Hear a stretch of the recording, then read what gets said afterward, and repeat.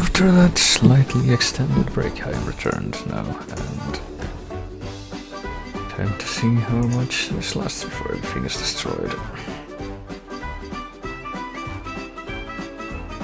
Right, here I am now,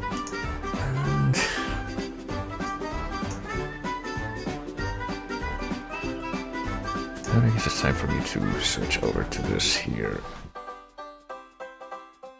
thing. I despise Castlevania birds, Castlevania birds, they're my darkest nightmare. That of course means I need to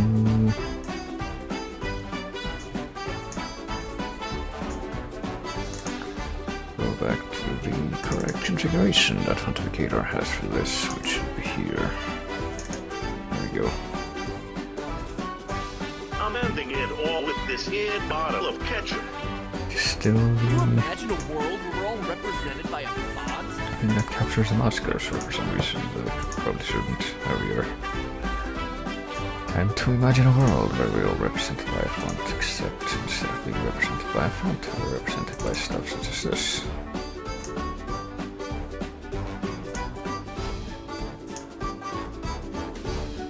Oh boy, I can't remember.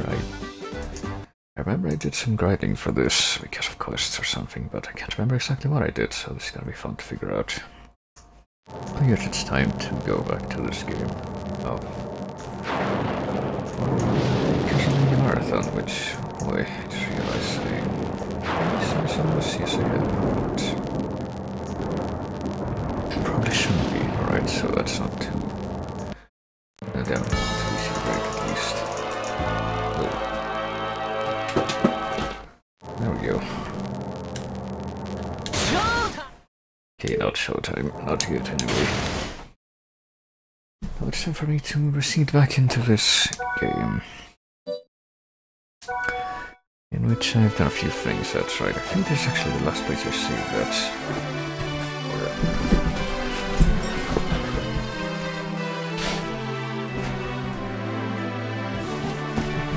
I did move around and accomplish a few things since the last time I was playing, about just over a week ago.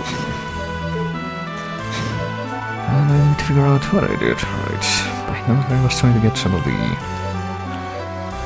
spells and the skills I didn't have yet, but there were some that I couldn't get yet because they're in the one world that, well, in a couple of places that I'm not able to access yet, but got a lot of them. I'll see a later default. You're back. But let me see, actually, before I get this. I already have, like, I used to glitch to get 8 copies of Alucard Spear. Oh boy, also... What is this now? This sudden... stopping of movement. Oh, okay. Did it become, like... What do you call it? The window became unfocused for some reason. I can't really see why that would change anything, but... You're back. Excellent. Got Alucard Spear, got... Poison Sword, Assassin Blade, and go on to 50 Gold King, which we've already done. Well done. Immediate ring received. Let's get a few of those. You're back. Well done. You're back. Well done. You're back. Well done. That should be enough. Also build your strength. Should be able to find a beehive somewhere, which I did. S-rank hunter, defeat 3,000 enemies or more. Undead killer. Oh, that's how we get that. You're back. Excellent. Oh, also, as you might have noticed there, hang on. Well done. Let me get 900 killers, because why not? Why wouldn't you get 900 killers? Well done. You're back. Well done. So I might have mentioned this weapon at some point before, but basically the Undead Killer is one of 2 ways in which you can kill the blood enemies in the game. You're back. Well The done. other way being the purification spell, Sanctuary, which takes a lot longer to build up. Also, I'm gonna go ahead and keep getting the maximum HP. You're back. Well done. Bonuses here too. Well, let me get the rest of this stuff too. You're back. Well done. to boost my HP significantly because I'm gonna need that. You're back. Well done. I'm pretty sure it's gonna stop having an effect eventually, just like with the MP max-ups. Well done. But might as well keep milking it until that happens. You're back. Well done. You're back. Well done. You're back. Excellent. You're back. Well done. You're back. Excellent. You're back. Excellent. Actually, let me take a look at the other ones. You're back. Mental training 2 guard, raise your intelligence at least 100 and come back. Pretty sure we can do that now, hang on. Yeah, it's an oversight. I'm pretty sure they fixed that in the European release, but they didn't fix it in this release, so, you know, I can just exploit that to cut down on grinding time, which is good for the stream, I think. Let's see, intelligence is 78. If I do the charge up thing, it should be up to 100. Actual MP increased, which I'm pretty sure it's not gonna make a difference at this point. 630 out of 630. It's exactly the same, so yeah. At least the maximum MP up things stop having an effect after a while. As well as the HP ones, I'm fairly certain. Since I'm pretty sure this is one of these things that I did on purpose before. On a prior playthrough, but... let me see, is this a Terraria mod? Yes, totally. It's the Terraria mod where you can unlock this secret quest screen and you can actually see your stats. I'll attempt to keep doing this. Until it stops working. Actually, okay, I think it stopped working. Because now we're stuck at 976, okay, good. Can't fight with an empty stomach, you find a New York steak and bring it here. Alright. You find 5 different kinds of cakes. When they're done that. Right before the cross, right, that's it for 10th Street. And this is in the Dark Academy, so we can... we'll take care of that, we can also do this, I'm pretty sure. Raise your mind to at least 100 and come back. I will do that. And by do that I mean I will use a spell to basically do that. And maybe I could use 1 extra point so I can have it have my mind up to 70. Let me see. Europa stress. I believe that will work. You're back. Excellent. And maximum MP increased, but not really. I'm counting on you. Also raise Constitution to 100. I think we should be able to do that, so... it's kind of a trick to doing this, actually, because... Jonathan cannot cast spells, but he has the Constitution stat preference, pretty much. And if you press... oh, wait a minute. Probably need to get out of Steam, because it's doing this weird-ass thing where...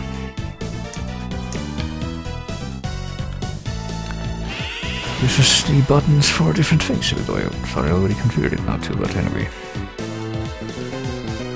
If you press R, you can get Charlotte to do a version of the spell for you, but that's only the powered down version. And if you switch Charlotte and do the charged up version and then switch to Jonathan, then it doesn't last. So what you do is you have both of them out. You switch to Charlotte, and then you switch to Jonathan, and there you go. You're back. Excellent.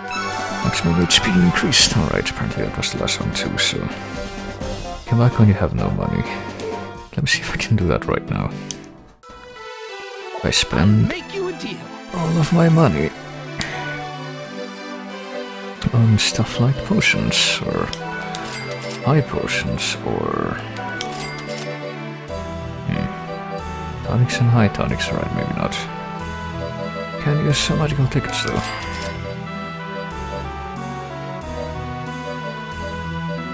Pretty sure I already bought all of the stuff in the shop. I spent a while grinding money specifically so I could do that. If I have at least 1 of everything, that's the thing. Guess I could buy a second, not a second master ring, or a third, I guess, at this point. Just buy several copies of this until I run out, I guess, money. Right, 10,609.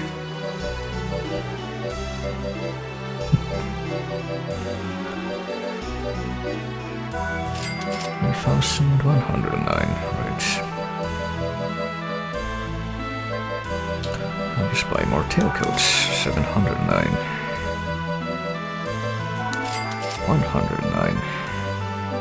Is everything okay? Yeah, 200. Just gonna go ahead and grind a little bit of money until I have exactly 200 and then come back and get whatever that is. Whatever the quest reward is, that's this.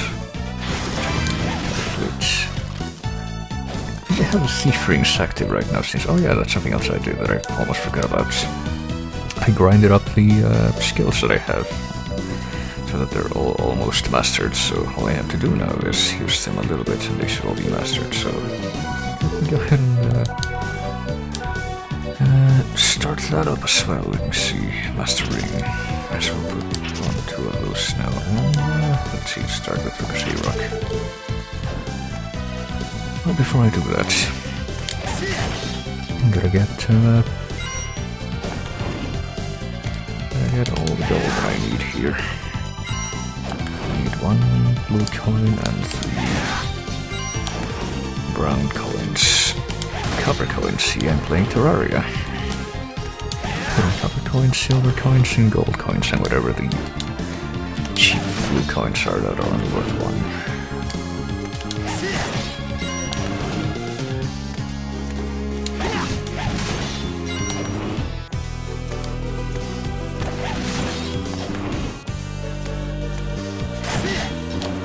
A gold coin, it's worth 100.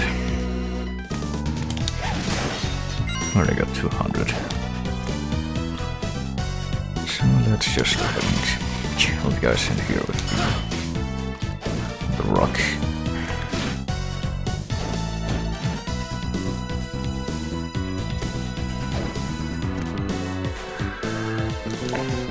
And buy the thing, that's right. We need to buy 1 thing. I'll make you a deal. And we can finally run out of money and live out our lives in ascetic. Thank you. Here, I completed my quest. You're back. Excellent. Miser ring received. Which I think, when 880 of the map is filled, the path to the Nest of Evil will open at Castle Gates. It's a very fun place, as you might imagine from the name. But before that, there's a couple of quests we can complete in the worlds that we've already been to. Up here.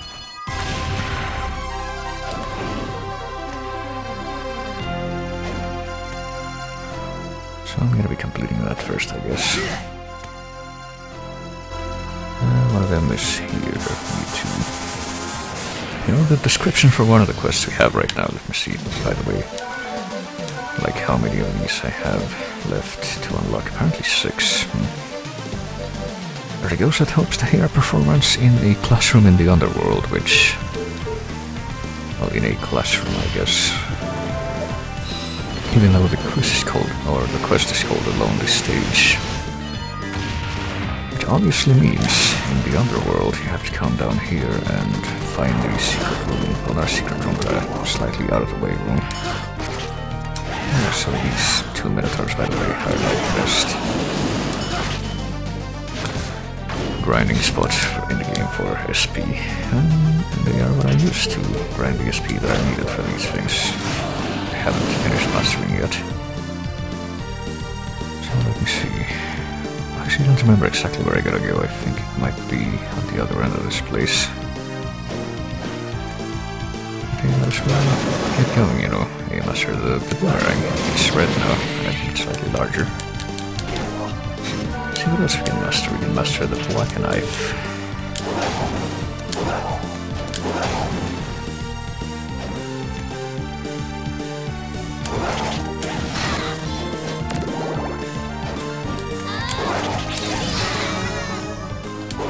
And yeah, it became slightly larger, just like the boomerang, but you know. So what about the shuriken?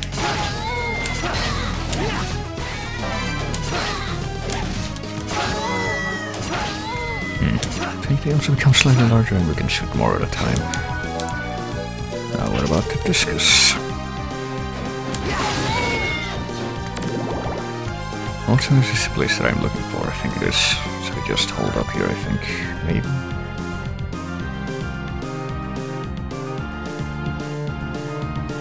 Or maybe we just come in and stand there, I don't know.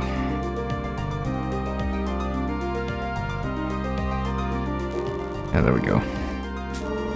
So obviously that's where you have to go. And that's one more quest out of the way.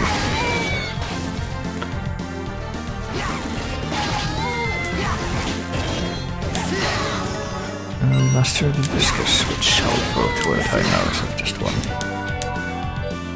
Let's master the Kunimitsu next. Let's see how this works. Come and get it is what we say as we throw these two knives.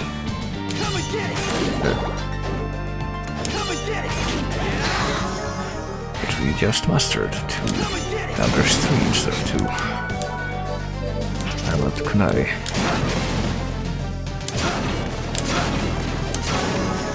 Just master it again.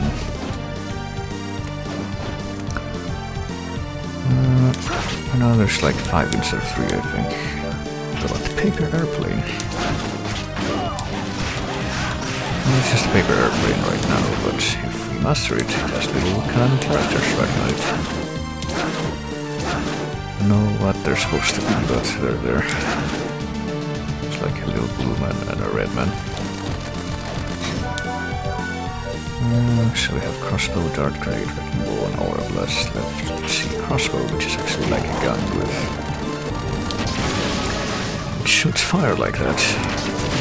And doesn't really change aesthetically, I guess, once you master it.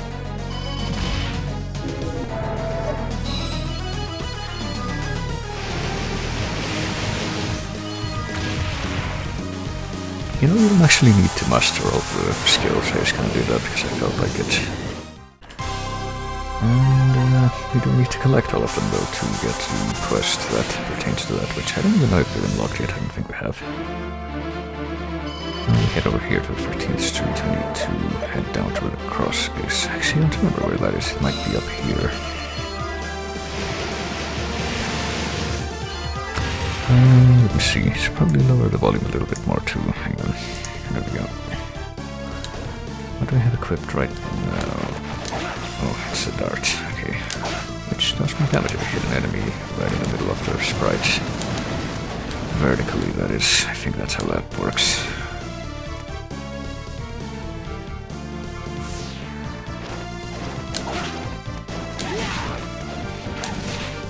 These snipers are kind of a pain in the ass to kill with the vampire killer because they have a resistance to holy. And they hit really hard, right?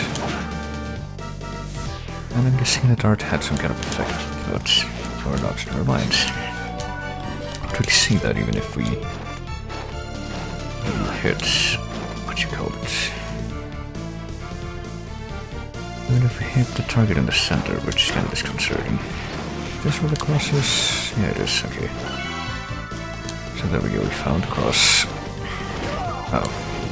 I really don't like these guys, so I'm gonna go ahead and remove myself from this place. What's down here? Okay, nothing at all apparently. There's probably something there at some point, but it's gone now. Oh shit.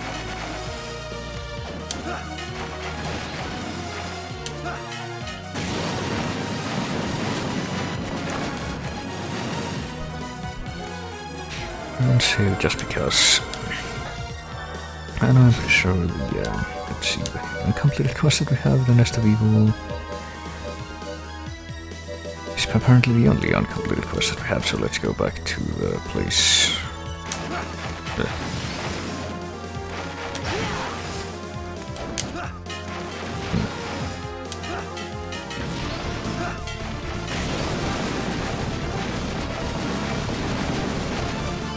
Go back to... Actually, this is just a magical ticket, I think. We have a bunch of those now.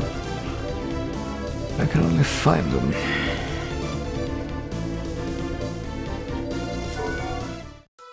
There we go. We got 1 gold throughout this whole endeavor. You're back. Excellent. Your pianist has given you the record player. Okay, that's how we get that. Let's get a bunch of those. Well Why not? You're back. Well done. You're back. Excellent. You're back. Excellent. You're back. Well done. You're back. Well done. You're back. Excellent. And there we go. Excellent. What about this reward? Done. Cross-learned, okay. You're back. Excellent. I think this is the last Well done. hunter skill, actually. Well done. You're back. Excellent. That you can only get through completing that quest. Excellent. And then you get it 9 times, because that's as many as you can carry. You're back. Well done. You're back. Excellent. And now that we have the record player, I think we can actually play the record 5, which I got from the shop, which is Simon Belmont's theme.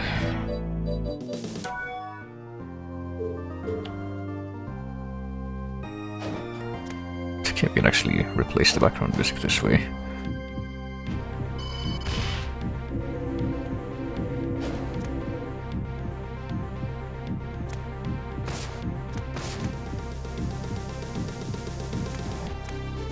I think you actually hear this anywhere else in the game, so... Oh, okay. If you defeat a zombie with a fire attack, they turn into a skeleton. I actually did not remember that happening in this, but there you go. Also, the grenade became one of those, like, cans on a stick type of grenades. Pretty sure there's a name for them, but I don't know what that is. I don't know. This remix of Simon Belmont's theme also seems kind of unusually chill. Oh, he actually says showtime with a different voice. And I master the Wrecking Ball, which has spikes on it now. Now to master the Aura Blast, and we can move on to the Cross, which will take like quite a long while to master, but yeah, that's what we have the next area for, and the bosses.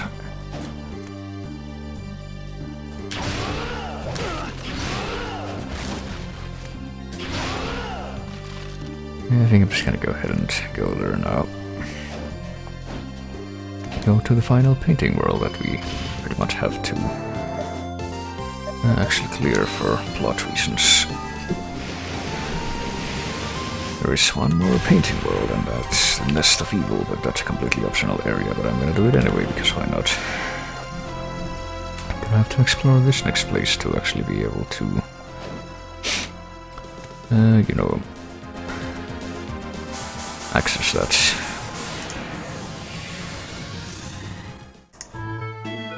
So let's go to the final portrait world, which is the... hang on a minute, I need to open up this thing in the background real quick.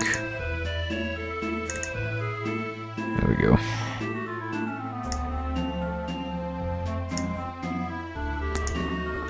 Oh, don't open Firefox, it's just bad clicking. There we go. Burnt Paradise, which in this case is pretty much the evil version of the Nation of Fools, which we saw before. Well, evil error, I guess. Aura Blast, we need oh boy, it's gonna be a little bit of journey before we finish mastering this, but that's alright.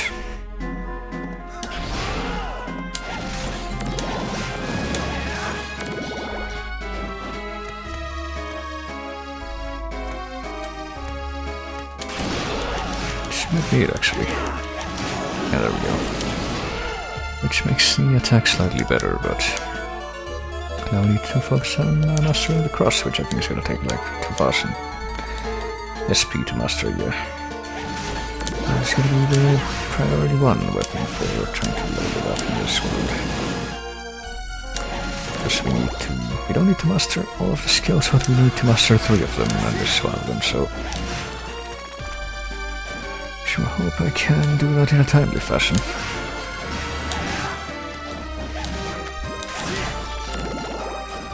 And before I head over to the left there, I do want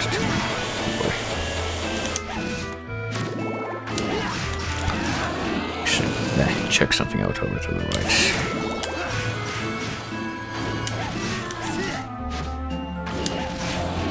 Also, hang on a minute, am I looking at the wrong map here? Okay, no, I'm not. Never mind. Why not? I'll go right anyway, even though it's not the area I thought it was going to be, but I might as well try and be thorough with my exploration here. That's the guillotiner from Dawn of Sorrow, except he only shows up in this world now, I think.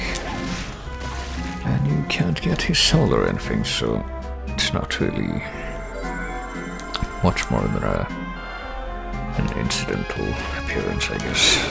Oh.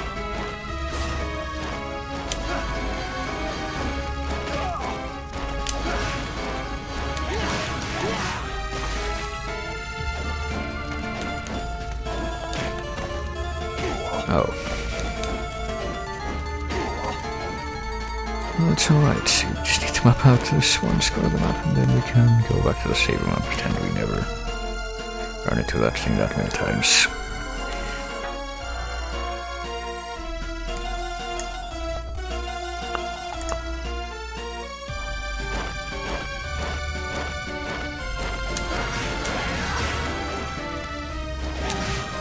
And now I can actually start exploring down here, even though I guess it's going to be kind of a circular layout. Pretty much the same as in the Nation of Fools.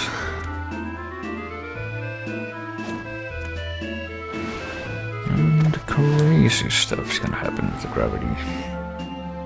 Or perceived gravity, like right here.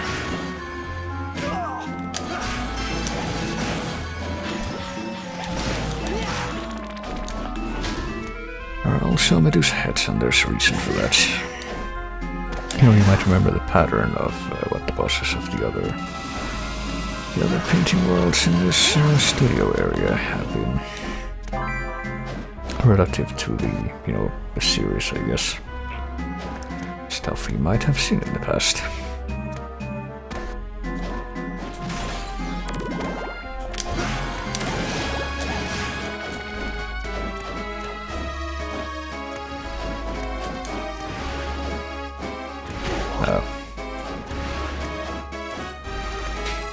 You can get some spoiled milk right here. It'll surely come in very, very handy.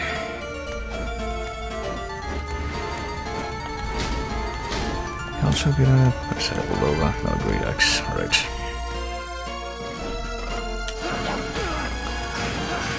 So it's kind of weird if we can somehow get a Bulova, since I thought those only dropped from the Minotaurs, and I guess they do.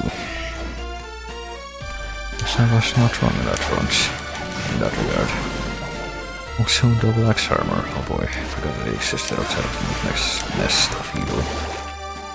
Spoiler alert, they also exist there. And they're pretty much a giant pain no matter where they are.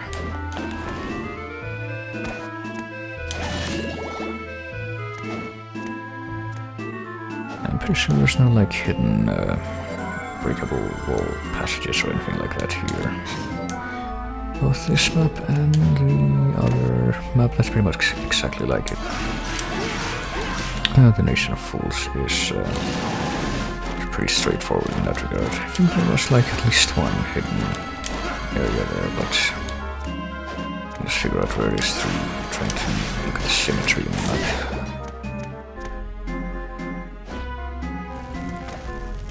And here the same thing applies, except that, you know, oh boy, it's HP max up, and it's gonna do anything, because I got 976. Yeah, no, it's not. It just fills up my HP, I guess.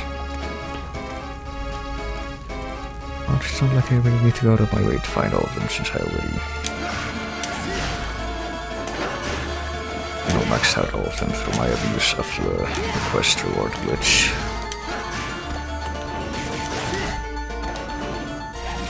Boy. And here are the armors that shoot nuclear missiles at you, or warheads, I don't know. They're actually supposed to be, but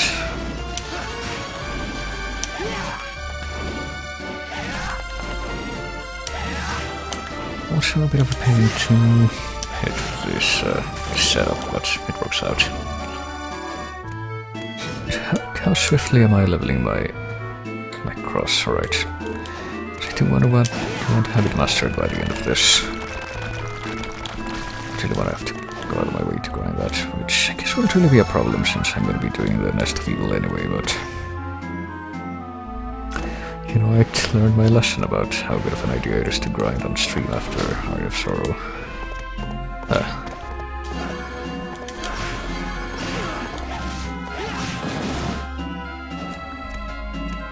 It's not really a good idea, and you shouldn't do it unless you're like extremely confident that everything's gonna go according to some kind of plan. Which I wasn't, so you know. Financier. It seems like a bit of an odd name for what I assume is a pastry. I might also be completely wrong, I don't know.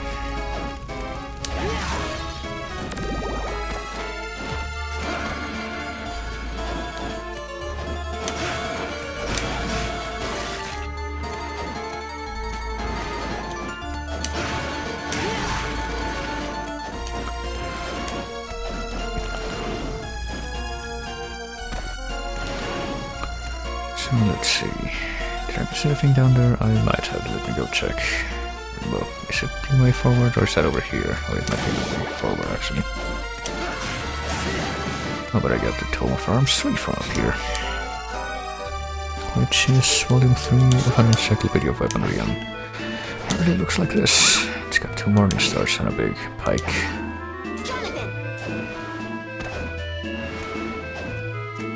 So there we go.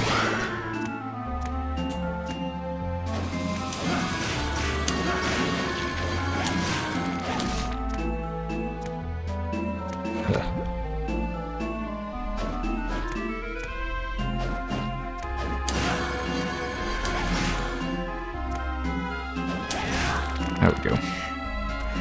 But you don't want to get hit by that thing and get poisoned. That would be quite annoying.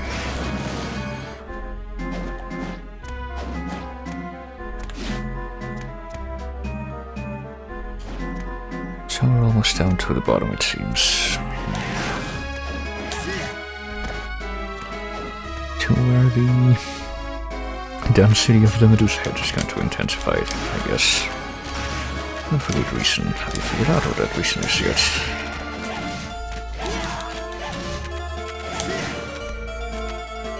Actually, wait a minute. This might be the one room in this place that has the evergreen thing. And it's this thing over here. It hides truffle. Okay, that's one of the 3 worldly delicacies according to this game. Oh, okay. There's Yorick's here. No, they were. For some reason I thought the Yorick would only be in the pyramid level, the second one.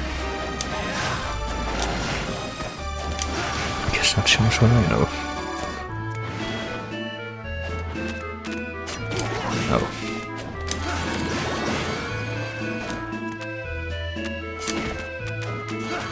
So let's go ahead and picture there's gonna be what do you call it?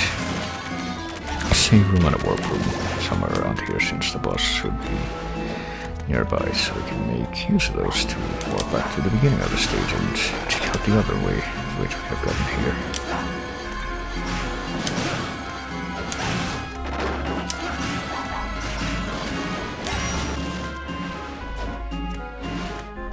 There's the boss right there, which means the other stuff cannot be far behind.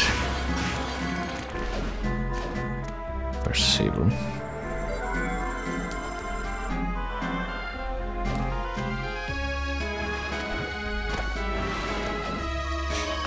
And here's the warp room, so back up to the top we go, and we're going to take the other way because we need 888% to unlock the Nest of Evil, which we don't quite have yet, so we need to get that.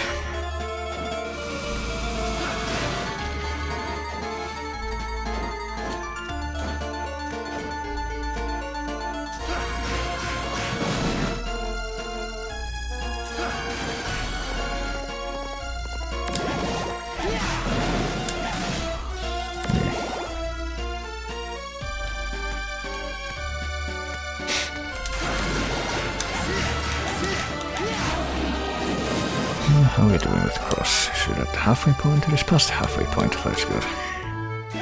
So we've never done this mastered before we can get to the boss, it looks like. I can definitely live with that.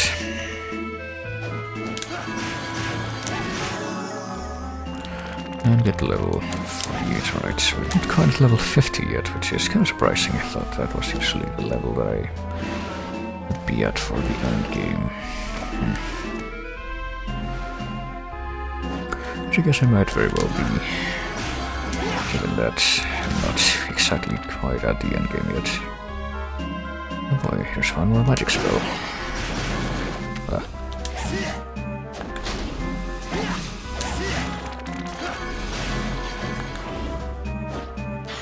Cure poison spell that neutralizes poison. There we go. It's one more thing you can only get from there, I'm pretty sure. I'm trying to remember what the stuff that we're missing is, cause Okay, one of them you get from a quest, that much I know. And one of them you get from an enemy. I try to remember which one, and I'm not having an easy time doing so. Actually, no. One of them you grind off an enemy that's in the Nest of Evil. And the other one you get from a quest. I'm trying to remember if the third one you also get from a quest or what.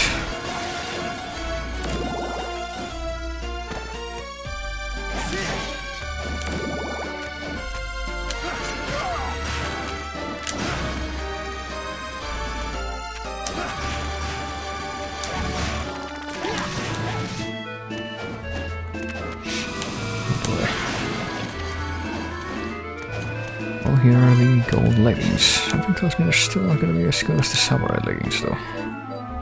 Oh. Is there anything better than the samurai plate, for that matter? I don't think there is. Well, there's a heavy armor, but... Actually lowers your constitution, but... And slows you down, which seems a bit counterintuitive. I think I'll just keep my loadout like this. There's another sword up there. I wonder what that could be about. What can this be right here? It's a Bakatua, okay. So many different weapon types here, and I don't even know what half of them are. Oh boy, there's a street vendor outside with a very loud recording. I don't know if that's audible if I'm quiet. It probably isn't.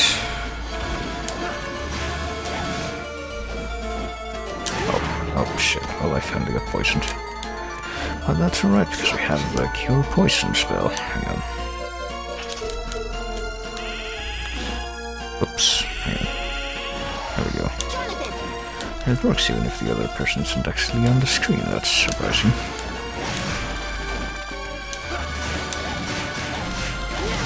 Why did that guy just fire at the wall? That seemed kind of counterintuitive.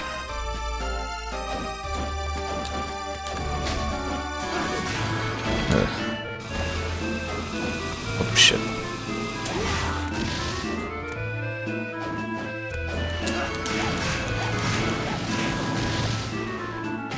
Oh.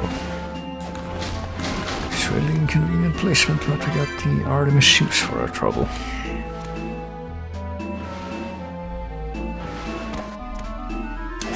And with any luck, there should be a save room right up ahead. Here we go.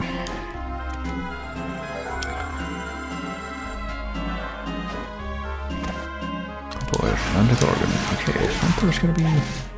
There were only Gorgons in the... What do you call it? The second desert world. Forgotten City or what have you. Oh. I love being poisoned.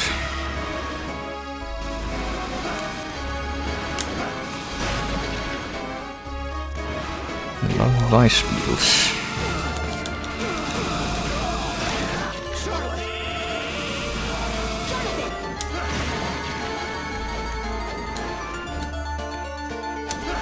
Don't let anyone else tell you otherwise. You can shoot the second one when there's one already in the air, that's unfortunate.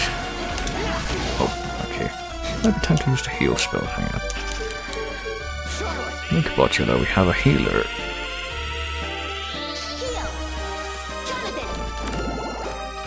It's not very efficient, but it works.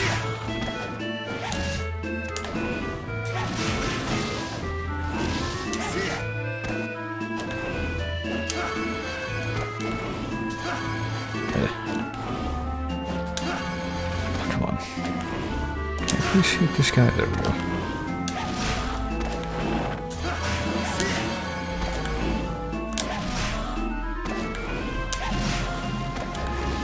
So What did I do all that for? Let's find out.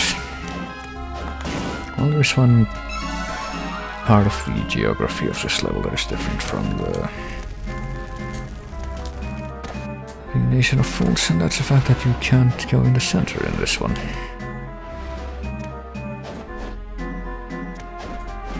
That sets it apart, I guess.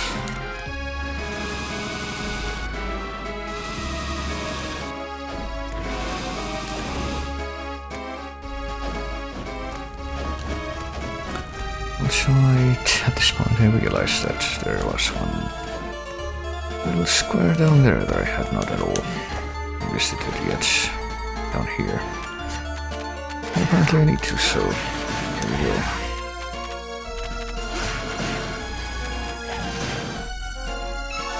Or at least it was an HP max up, which means that I get a health refill.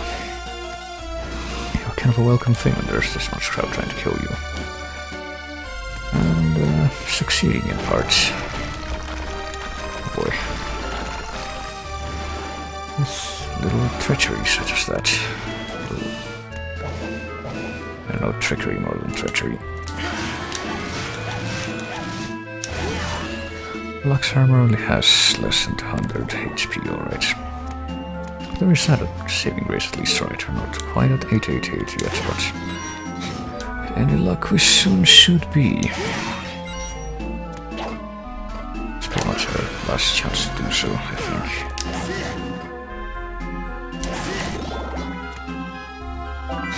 How is the cross coming along?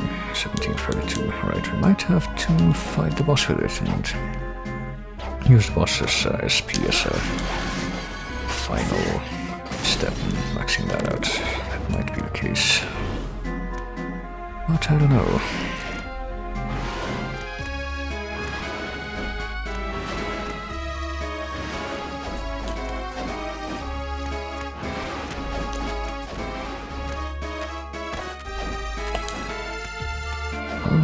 I don't know, but I do kind of wish that there was something here that wasn't just these river enemies, because they're kind of annoying. I don't think they give up that much SP either, which is one of my primary concerns right now. I got an engagement ring though.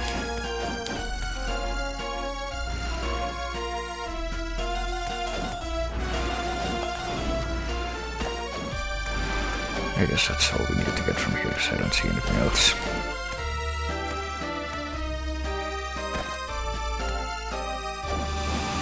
See if we can finally complete this journey through the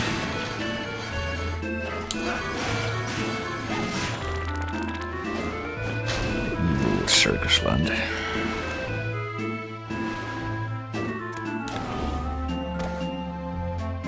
Apparently that's gonna happen in just a matter of right. Well, I'll use the owl morph here to this extra tonic thing. We can super tonic, however we can, because I actually forgot we can actually, it's actually one of those things that we can't buy at the shop because it completely restores health or magic in that case.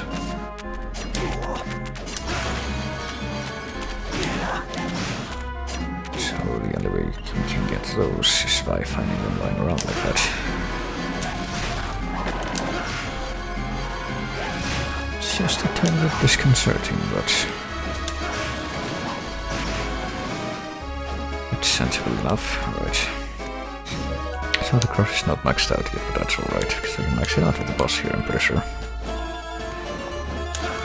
I'm almost entirely certain. Just gonna have to save, and we got the required map percentage yet. We are, okay. I think we're gonna have to, like, or we're not gonna have to anymore, because I already did it, but we would have to if I hadn't done it. To actually discover some hidden places behind breakable walls and such to actually fill it out to that number. Because we're cutting it kind of close here, I don't know. But here we are with upside down statues of people with guns. And hey, what do you know? How unexpected this was. So yeah, she tries to petrify you, as you might have guessed, and you can avoid that just by looking away from her, unsurprisingly.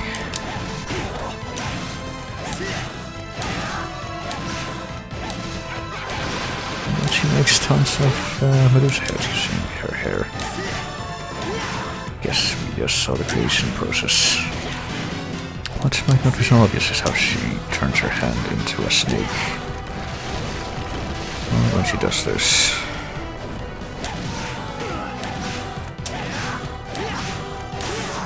And okay, she didn't actually last that long. Kind of expecting more than that. But yeah, we mastered the cross, which means I think we mastered every sub weapon in the game now.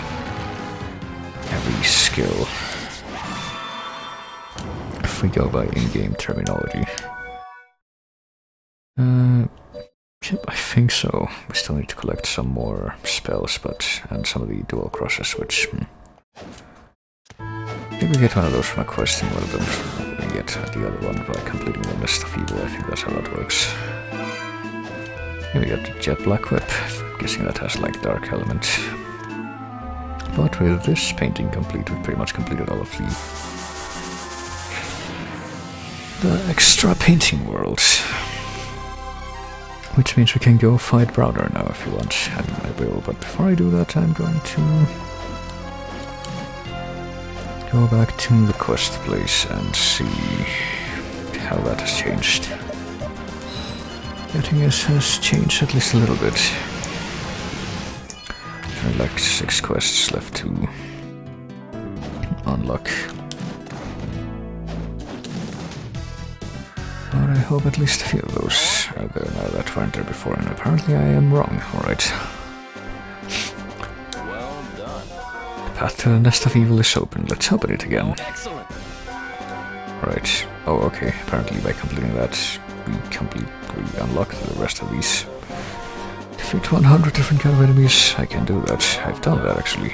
Get Sage Ring. Let's get more copies of the Sage Ring. Excellent. Get as many copies of the Sage Ring as we can hold. i.e. 9. Well done. Care to try? Well done. Well done. Excellent. Well done. Well done. Master these 3 moves of Holy Power across Holy Water and Bible. There you go. That's why I wanted to master so many of those, and now you can get Grand Cruise, which is one of the dual crosses that we were missing. Let's get 3 of those, why not? Time has come for you to learn all of the Vampire Hunter's skills. I am also way ahead of you there.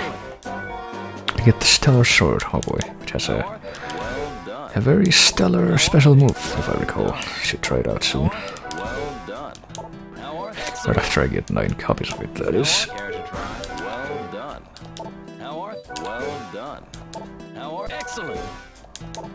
Excellent. And there's only 3 quests left, I think. Maybe, I don't know if we only see 2, but there's, let's see if we look at the quest guide here. And there is one final quest, I'm guessing we can only unlock after we unlock the other 2. Or complete the other 2, maybe, I don't know, maybe I have to unlock the normal final boss first, but... let's initiate them, I guess. Bring me Tome of Arms page 1 and Tome of Arms page 2. This is your training. There's only one place where we can find those, and that's down in the Nest of Evil, so I guess that's where I'll be going next, I don't know. Maybe I should kill Browner first. Time has come for you to learn all of the Great Sage's spells, so basically unlock all the spells in the game. That is our quest right now.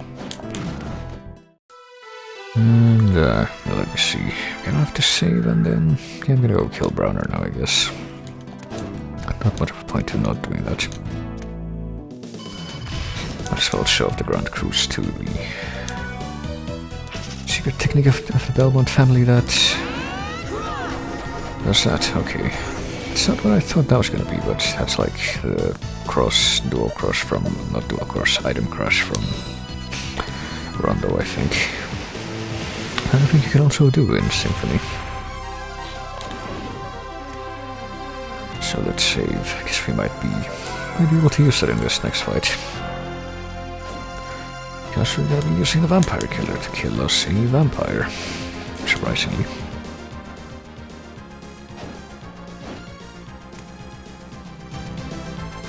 Going the big old painting in the middle here. Painting that is apparently going to destroy the world. It's actually a painting inside a painting. because this is the way to Browner's studio. I told you not to come here. Hey, who are you talking to? They're busy following orders. Are you down to my daughters? Well, sadly for you, they've regained their senses, thanks to my magic. Did you understand? These two are the reincarnations of my dead daughters. Being a family means being connected by hearts. Ties of blood and souls are insignificant. When I learned why my father did what he did, I understood. He used a curse to manipulate your dear daughters. Now that's sad. Apparently he doesn't agree. And now I must suffer the loss of my daughters to humanity again. Show you how that feels as I make a very anime face. And then make those girls my daughters once more. Behold the power of my painting. There we go. Time to fight Browner, who actually has one of my favorite boss teams in the series too, that you only hear doing this. And he has some tricks like this. This is very Terraria. So let's try this. It doesn't seem that impressive compared to, you know, the actual rate of attack that the vampire killer has. The awakened vampire killer, yes. Oh boy, we're cursed. Can we kill the curse? Well, it doesn't matter since we're not using magic anyway, but might as well. Should have let you ever get that from me. That spells a drop from the, oh boy. The ectoplasms in the first desert world. Oh man. Ow. Oh, well, I didn't get poisoned. That's what those things do if they touch you, you know. Shockingly. Oh boy. You also, yes, summon these Cyclops heads, and I think they petrify you, and they do. So I guess this painting back here is the one that's supposed to destroy the world. Yes, he took inspiration from Picasso in that regard. I can certainly see why someone with world destruction tendencies would be inspired by Picasso.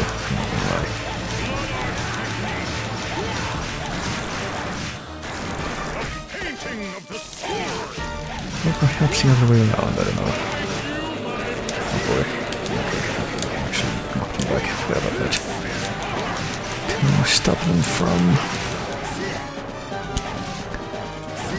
reaching you, and there's another little nod to the killer painting in Rondo. He actually becomes that painting and flies around the room trying to smack into you. But eventually he does go down. Note this other painting to the left here too. Note this wonderful onomatopoeia coming up too. It's one of the best written lines of dialogue in the game. Selfishly start wars and despoil the earth. Perhaps justice wasn't on my side, but I will never admit that it wasn't yours. Justice is just a matter of perspective. You're just a coward who couldn't face the truth. Couldn't accept your fate, so you just abandoned humanity to get what you wanted. Just wanted to protect my family. Well, apparently that's not gonna happen. Ha ha ha ha ha. Parentheses screams parentheses. 10 out of 10 dialogue right there. Now the interloper is no more. The studio painting was cutting off the throne needed to revive Lord Dracula. A clever plan. Alas, now our lord can be revived. Ha ha ha ha ha. Maybe that's how you're supposed to say it. So now this painting is apparently sealing the power of the throne room, but now that Browner's dead. That's no longer the case. There's terribly powerful magic up ahead, meaning Dracula's that way, restoring the castle's power. And this is what Death was after the whole time, so we played into his hands. Our enemy is a legendary monster. This won't be easy. Maybe we should check our supplies first. Now here's the throne room, which... You know, if you're familiar with the music from the series, you might recognize this as the remix of the Dracula Overture theme from Castlevania 3. We found foie gras, the third delicacy. I think one of them is... what do you call it? One of them is truffles, the other one is caviar, and foie gras is the third one. I've never had any of those things, so I couldn't tell you how true that is.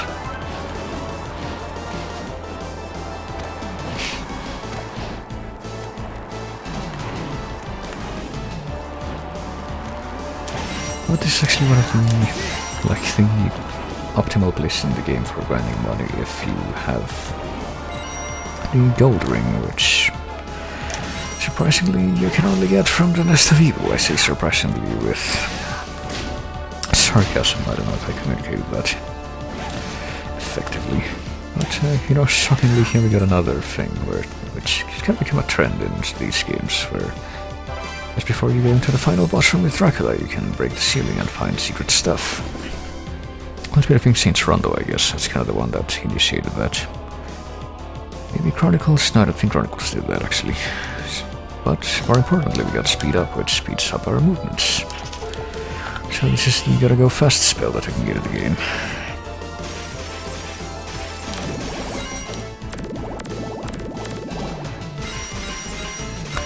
And you can easily, as you can see, go through all of these. I'll have a minute.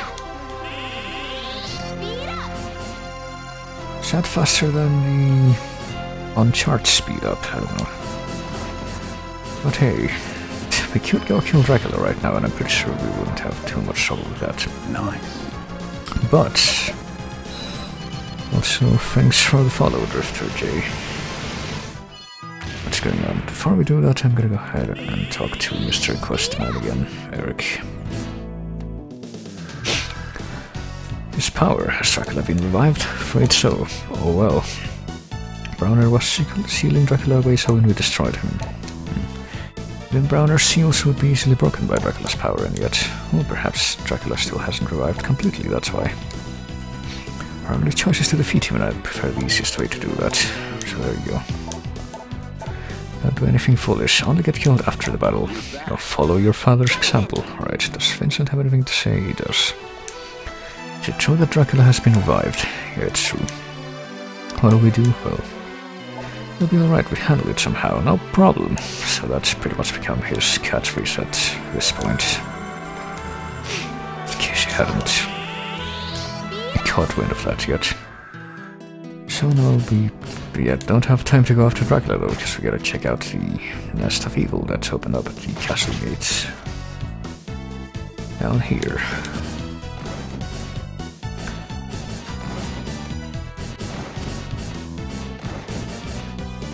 Actually, what is up here? We got the warp room, we got the save room, and then we got this thing. The only optional painting in the game. And I think the only place in the game where you hear this song too, Nest of Evil. So here is the arena, pretty much. That's what this stage is. I think I'm gonna stick to Jonathan. Let's change the master rings to thief rings. Actually, gonna have to do a little bit of grinding here, because there's one spell that we need to grind off one of the enemies here.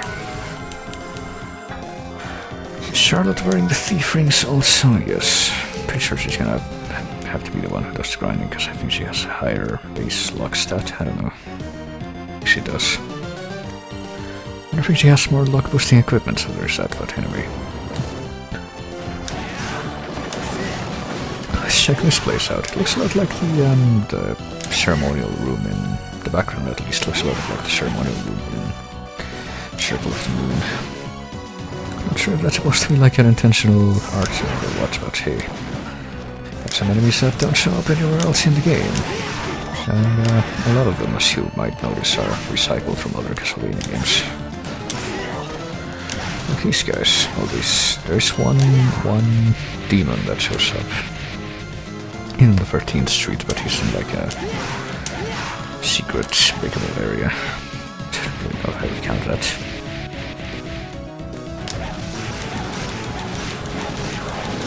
Oh boy.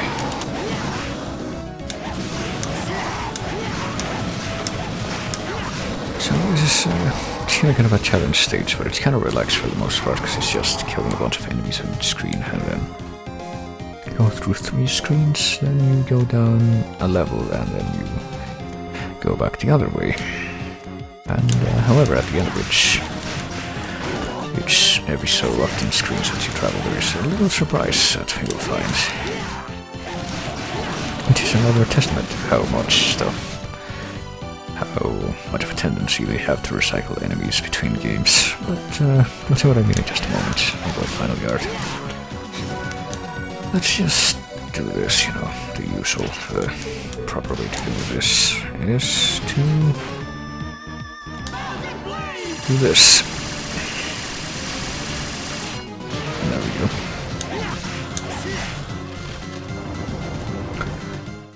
Oh boy. So it's Valor, one of the bosses from Dawn of Sorrow. I'm pretty sure it works exactly the same in this game, so you know, straight up recycled enemy.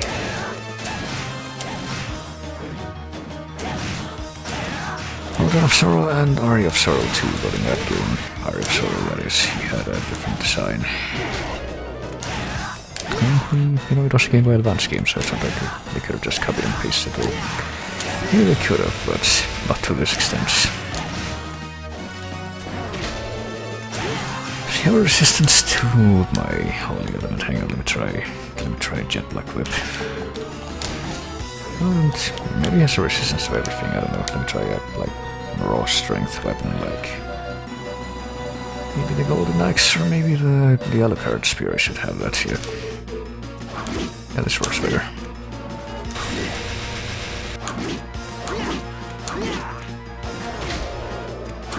I think you can avoid that, like, uppercut by being in a very small area right next to his face, but I don't know. So yeah, that was Valor. Yes, a weakness to cutting, that's pretty much his only elemental thing, okay. Just like most people, he has a weakness to cutting, alright. So that was floor 1, let's go back and save, because there's a few floors of this that we need to clear to complete this place. But let's be prudent and save after each one.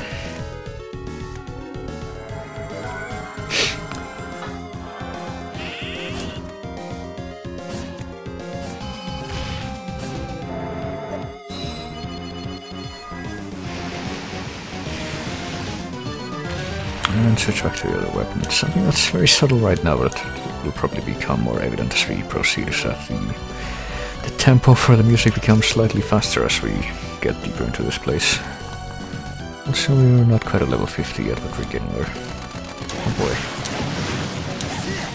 Ow.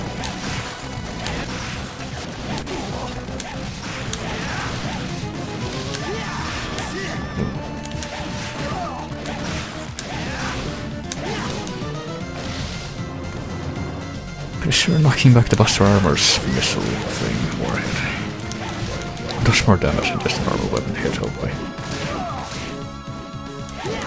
Ow.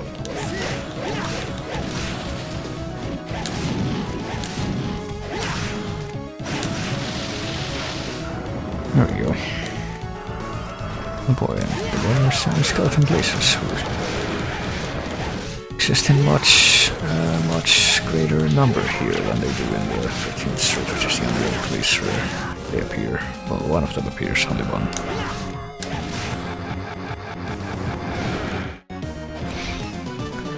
But sure that if eventually if we keep going down, we will start finding stuff in these intermediate areas. I guess not yet, though.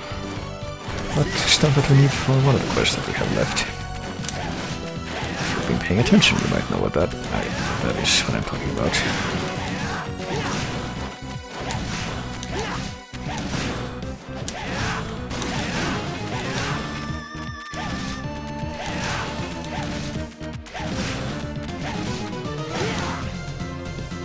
Alright, that wasn't so bad.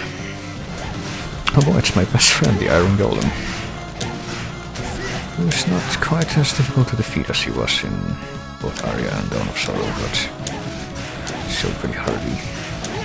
Extra resistance to everything, as you can see, and he drops 2 items, so that stinks. But we'll get another boss here, I'm pretty sure. Let's see who it is. It's Gargoth. Gargoth, the demented dinosaur. It's kind of crazy, and he fires a giant laser out of his mouth, which he didn't really do much in Dawn of Sorrow, which is what he's originally from. I fought him there, but it's the first thing he did in this one, so there you go. Actually, you need to have a particular figure on what Gargoth's health is, because we're gonna need that number for another quest, the final quest, as a matter of fact. He has 3800 health, alright. So we'll have to come back here eventually. Not quite yet though.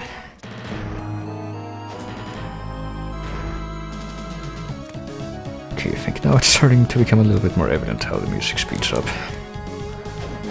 So you know the drill, let's go back and save.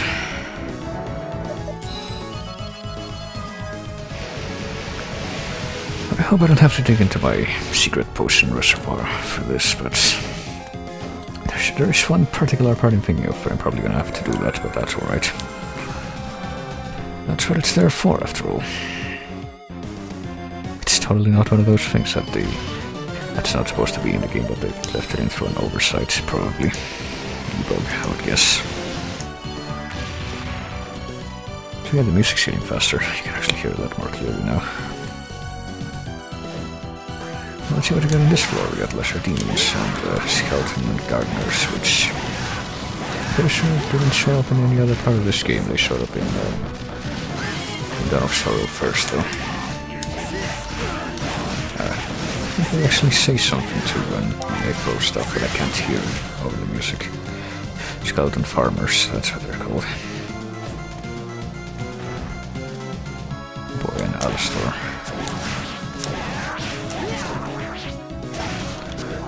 And they die in 4 hits, I can do with that. So you might have noticed some of these enemies, they are unique to this area, and they have drop items though, which you can only get through killing them, which you might imagine makes grinding them a pain, and you would be right for the most part. But there is one trick you can do to have to grind those, help grind those items rather, without having to redo the entire floor every time. And I will probably be showing that off for the one thing that I need to grind here, but here we got Tome of Arms, page 1, which is half of the 2 things we need for the, what do you call it? One of the final quests that we have active right now. Let's see what you got with the old skeletons here, which are surprisingly strong, and we'll have a very special drop item that I hope I can get. Apparently it's a rare drop even though it's only 3 stars. Hope they show up in more floors, because I do really want that drop item. It's essential for doing the second body grinding method that doesn't involve, you know, using a glitch, but yes, we didn't get it this round at least, but we do have this next boss, which is, oh, it's not Dio from Dawn of Sorrow. Okay. Holy crap, is that a motherfucking JoJo reference, etc, etc. Is he gonna do the meme where he actually says the line, or is he just gonna throw knives the whole time? I guess he's gonna throw knives the whole time.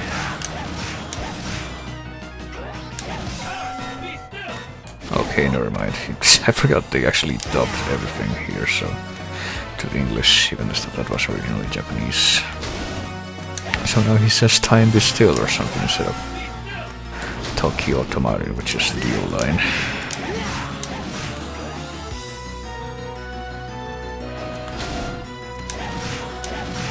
I don't know why they call this boss Zephyr. He's supposed to be called Zephyr. I haven't unlocked his finger because he's still alive, but Zephyr is the name of the West Wind, not any kind of a time-shifting shenanigans like this guy does. So I don't know what that naming decision was all about. Kinda wondering, like, what his name was in Japanese, because might have been Zephyr, but I don't know. Zephyr there. Look at all these knives, what a mess. Who's gonna clean that up? Alright. So far we've gone through, let me see, about half of this place pretty much, and so far it's been smooth enough. You know, it's been fairly challenging, but we've managed, but I think that's gonna come to an end on this next floor here. That we're gonna step into in the very first room, actually, if I recall, of this next floor here, that we're gonna step into right after we save.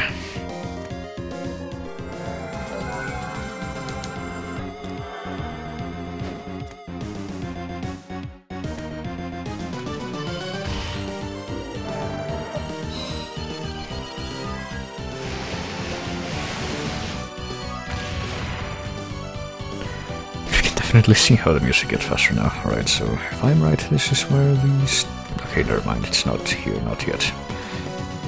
But we do have something else. We have these horse friends who we haven't fought yet because they're gonna show up here. I'm gonna need to boost up my luck here because I need to grind something of them, and guess now is as good a time as any to do that. I don't know, maybe I can like skip and wait until after I'm done with the rest of this place to do that, but Rakne Henin, Princess Tiara.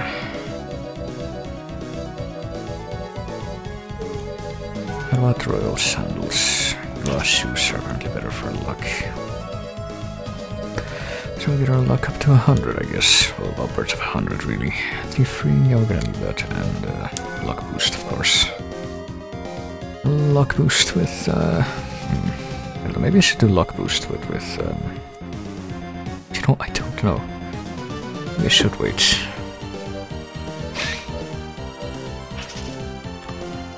And give it to Jonathan instead. Maybe that's what I should do, I don't know. You know what, let me kill one of these dudes as Jonathan and see how badly it's gonna go. 1, 2, 3, 4, 5, 6, 7, oh shit.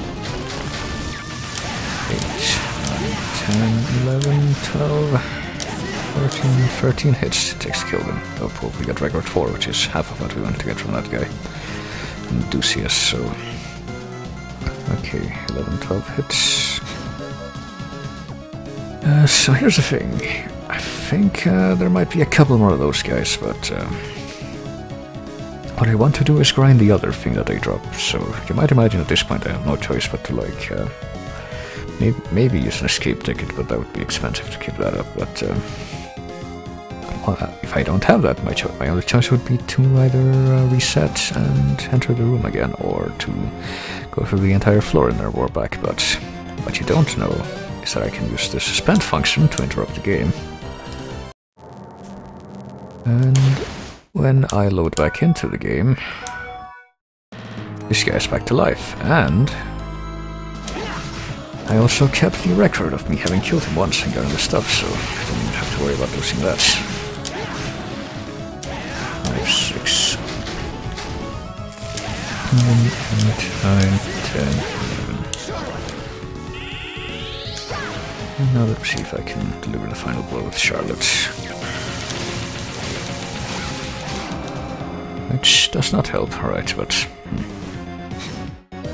Well, there you go, that's how you do it. That's a secret trick to grinding in this place.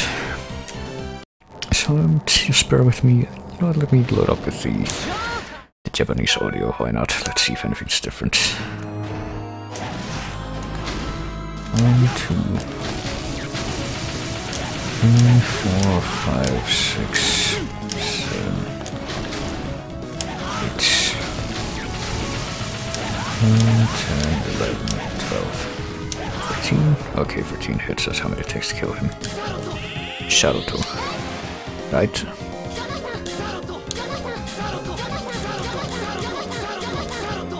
So yeah, the audio is different. Quite a few things, but... I don't think we're gonna show that off too much here. Hang on. It's time to suspend again because we didn't get the stuff this time either. Hopefully this won't take too long because, you know, it's supposed to be easy to get. Because it's like, if you use the luck boost spell, it takes it right down to 1 star, so it shouldn't take too long. 2, 3, 4, 5, 6, 7, 8, 9, 10, 11, 12.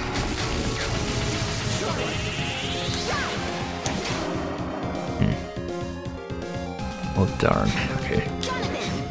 So yeah, what have you guys been up to? I don't know, I think that's like the only thing we have left to grind at this point. Yeah, let me see.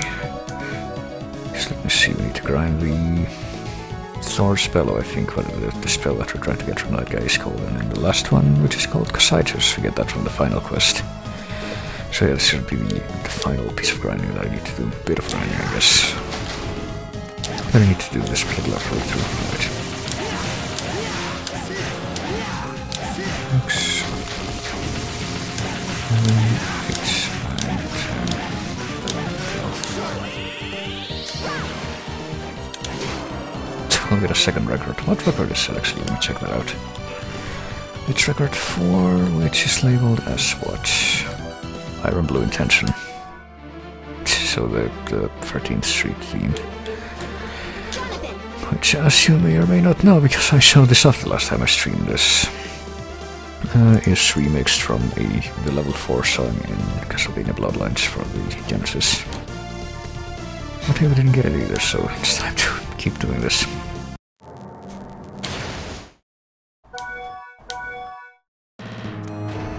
Right, 1, 2, oh, actually what hit there? 4, 5, 6, oops.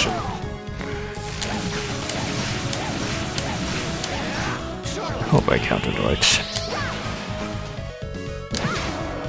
Let me get a third record. This has been happening to me a lot this playthrough for some reason. I get like... when an enemy has multiple drops and I'm trying to get one in particular, I never get it until after I get like 5 copies of the other one, even when the other one is supposedly the rarer one. I don't know what's up with that.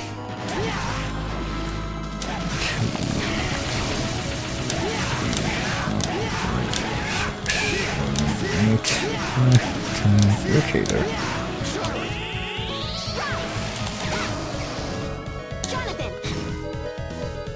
Why am I, like, rubbing around the bottom every time? That takes more time. 1, 2...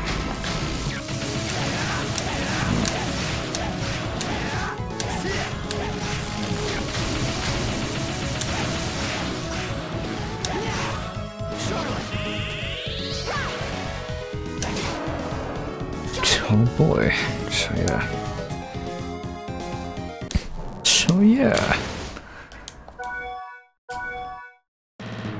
What if I replace, what if I use my own record too, if this still doesn't work?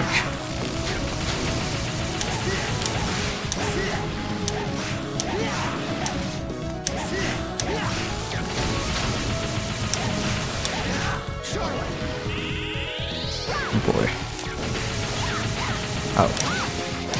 How dare you actually successfully connect an attack to me? That's very rude. Alright.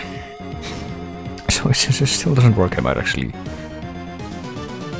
start up my own record to replace the soundtrack with something a bit more fitting for what's happening right now.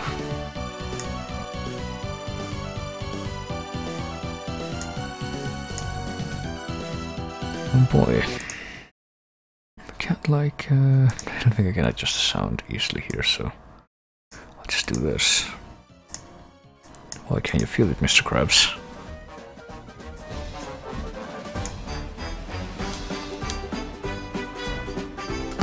I do love how goofy this song is, but hey, it's very fitting for my current dilemma here.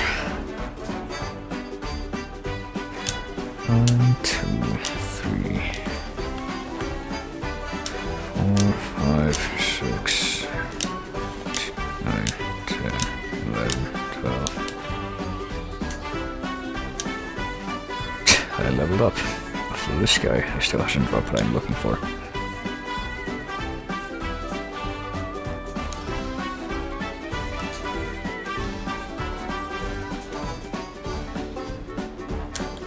One, 2, 3, oh shit. 4, 5, 6, 10, 11, 12, oh shit.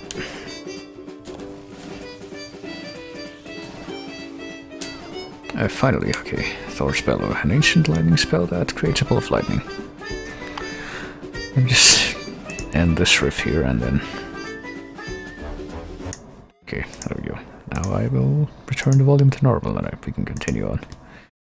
So with that, I'm pretty sure we completed the quest for getting all the spells in the... Actually, no, that's not right. We need to complete one more quest, actually. That one's the last quest we can complete because of the quest that's numbered as the final quest is the one that gives us a spell too, so can't actually complete the Great Sage quest until after we complete that one, so the final numbered quest is actually... Hang on, let me refresh myself here. Let's pretend that never happened. Let's chomp on some potions. Let's throw the entire pile potion in our mouth and chew the glass that contains it. Alright. Maybe I could also like grind the gold rings of the skeletons here. That's what I want to get from them. Maybe it's not really worth it, I don't know. Oh wait, I got one anyway. There we go. Cool. I think with this I can get some more items from the bakery in the first level.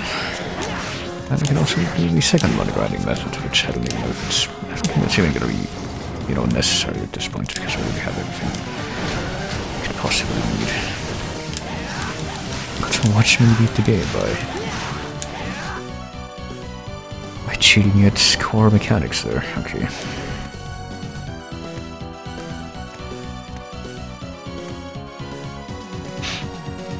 So what else we got here? Oh boy, I got one of the Vice Beetles.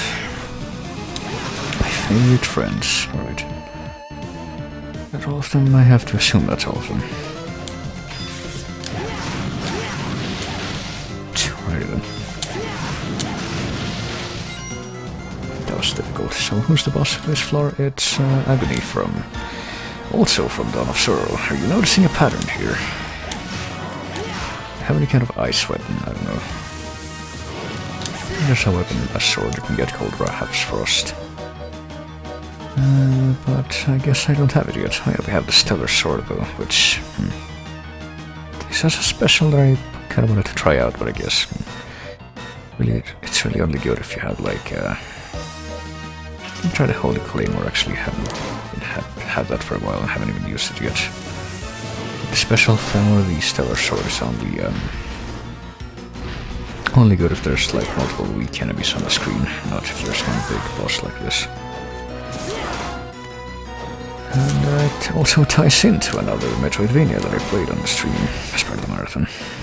It's called Continuity, if you look at the description of it, which I guess I will eventually, not right now. So I could kill this dude.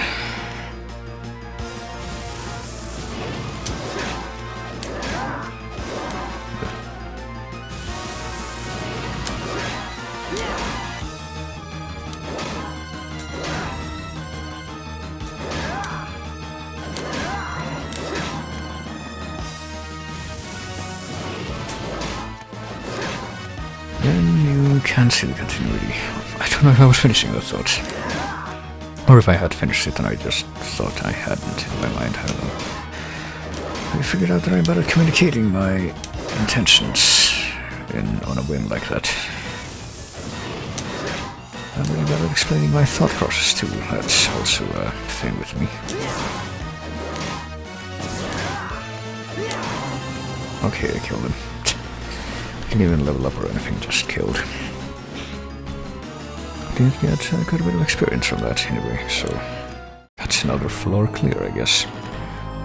And we can look at it now. The Stellar Sword, which we might use. It's the blade of the legendary swordsman Maxime Kishine. Or Kishine, I don't know. So there's no way in hell that the next floor that's coming up here is not the place where most people stop that try to take on this challenge, because of what's waiting for them in the very first room of that floor. Which we might discover in just a few moments.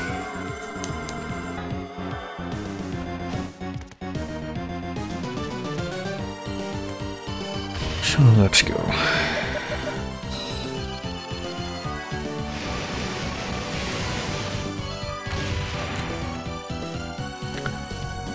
How do you do the special? It's like forward attack, I think, so... Does this look nice? Okay, so yeah, there's only one guy on the screen, so I can't really see what that did, but... Now there's two guys on the screen. What's wrong with this picture?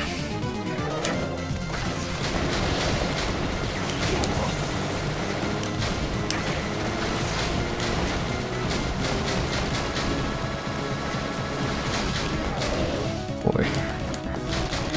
So, thankfully there is a secret way that they put in the game to deal with, you know... situations such as this, where dealing with it legitimately is pretty much impossible. Or unless you really plan ahead for it and are really fucking good at the game. Which I'm not that good. Not good enough to do it legitimately. If you survive long enough, you can make use of a special tactic that people in the game just for wimps like myself. And for people who can't be bothered, I guess, or who are doing like, there we go, if you wait long enough that just opens, so there we go, we survived.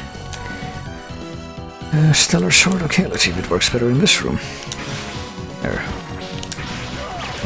Oh boy. So yeah, the guys in here, they hit really hard.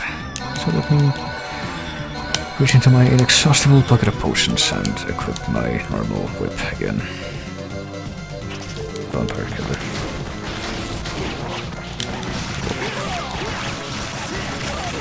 Oh shit, well I died anyway. That was unfortunate, so... That's a bit of a problem, isn't it, when... Even if you manage to survive the horrible Frankenstein room, you got that shit right after. So let me try my tactic once again, and let me try a different tactic for... You know, the room that comes after that. Maybe we should use a special move or something. Dual crush to deal with the evil Chupacabra enemies. Let me just equip the vampire killer again.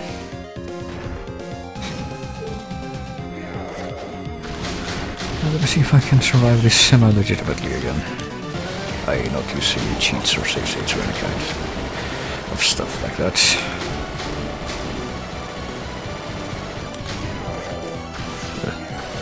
Oh.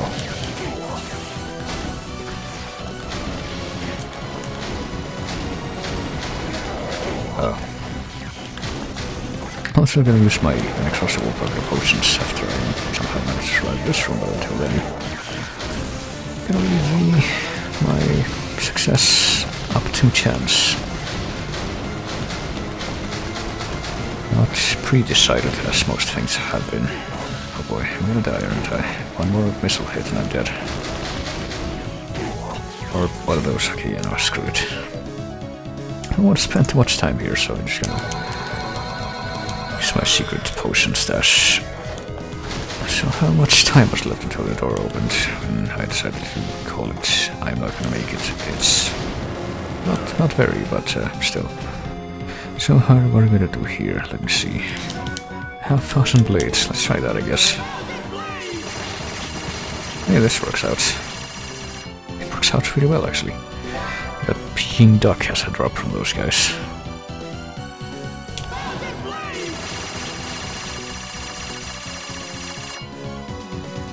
Well, one of those guys at any rate. I screwed you. You too. I'm gonna get destroyed by this move. If there was only one of you, it would be a different story, but... Okay, you get the special treatment of, you know, me not completely tuning out and fighting legitimately, but then I do. Alright, maybe not. So yeah, this is the point at which the massive difficulty spike happens, I guess. Let's just keep spamming 1,000 blades, which, okay, not such a good idea against the Iron Golem, since it's actually really not weak against that. And doesn't work out as well to do, you know, spam low damage the way it does with the final part. I have no idea what he drops, by the way, and I don't really want to find out. I don't really want to spend the time to find that out, but if we're with any luck down here, okay, maybe not yet. We need to find the second page of the Tome of Arms if we're missing from the quest.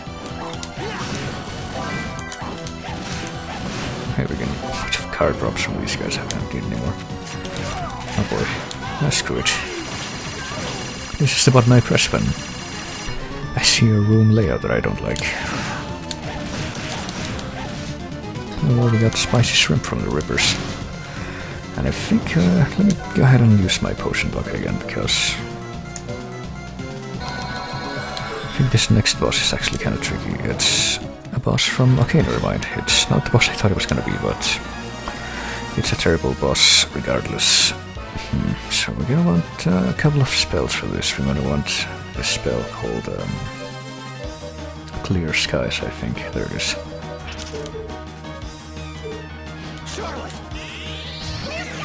There we go. Oh, what? I thought that was supposed to protect against those things. What gives? 1,000 blades then. Is he saying something? I don't know. we can use the same tricks that we use in the Julius mode thing from Dawn of Sorrow to fight him here.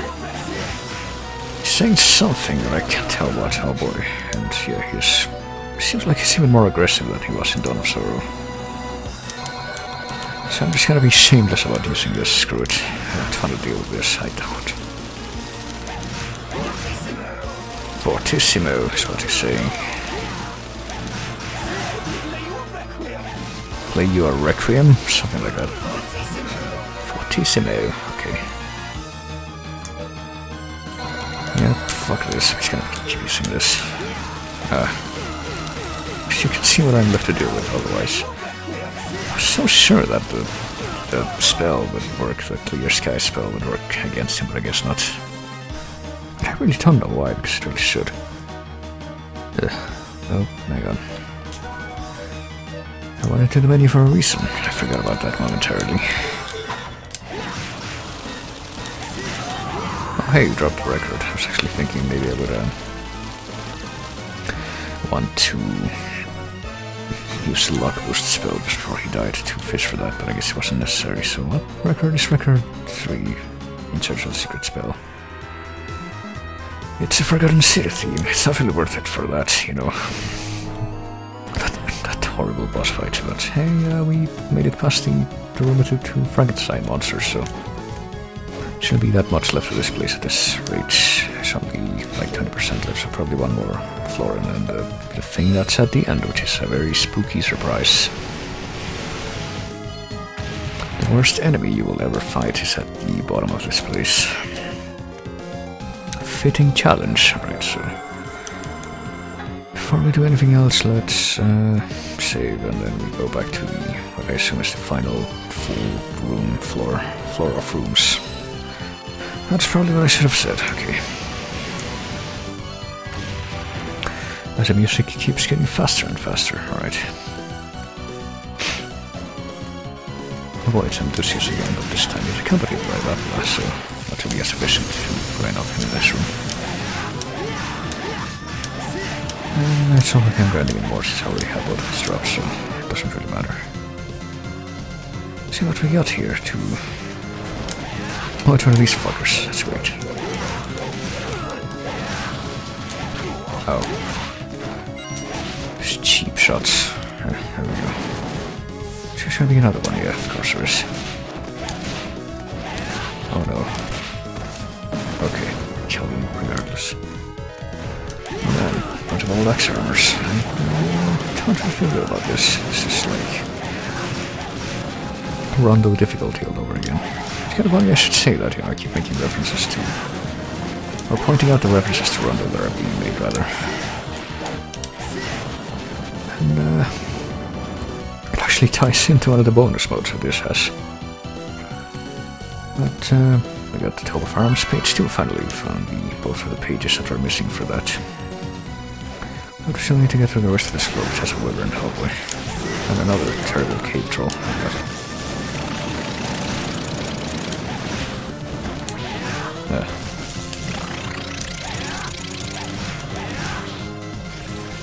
Which have way too much attack power, way more than we should have. But we managed to survive them, so let's see.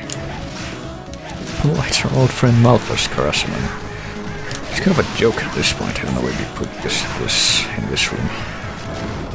But we got the other boss here. You know what, I'm gonna chance it, I'm gonna try to fight them without healing first.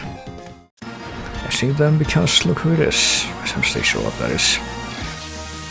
It's 3 bosses recycled from Symphony this time. It's Fake Trevor, Fake Grant, and Fake Sypha from Castlevania 3. And while they're all resistant to whatchamacallit, to holy, aren't they? Even though they're not actually the real people. Well, I guess Grant isn't resistant to holy. So let's change our weapon to Alucard Spear, I guess. It should be fairly adequate or fitting since, you know, Alucard was the one who killed him first in Symphony. Screw it, just kill Trevor first should be fairly doable, oh boy. Oh, I can do a item crush too, but... Oh, shit. Okay. I'll try to... Oh boy. I'll try to kill Trevor first too, because I'm pretty sure they do the same thing in this that they do in Symphony, where if you kill Trevor first and Sypha's still alive, she'll eventually bring him back to life as a zombie form.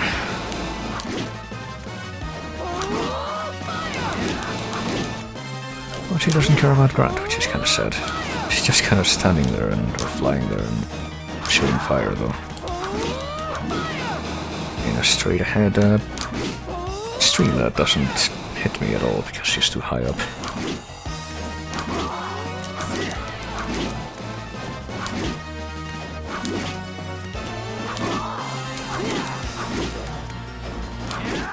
So yeah, this fight is kind of drag out. Oh hey, we got a drop from Grant. It's ramen noodles. Should we go for some of that right now, actually?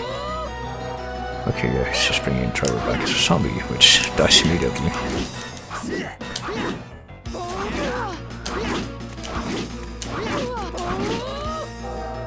I'm just doing it again, even though he can't really do anything in that form. Ah, okay. And she dropped a mint sundae.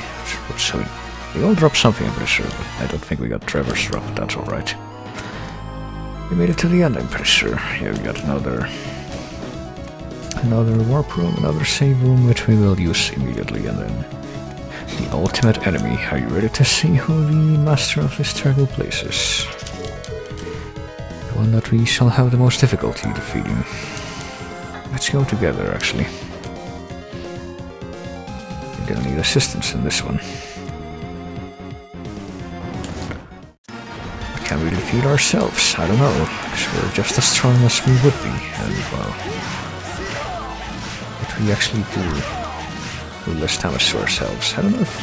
I have a feeling that this evil doppelganger enemy might have more health, or... Yeah, more health than we do.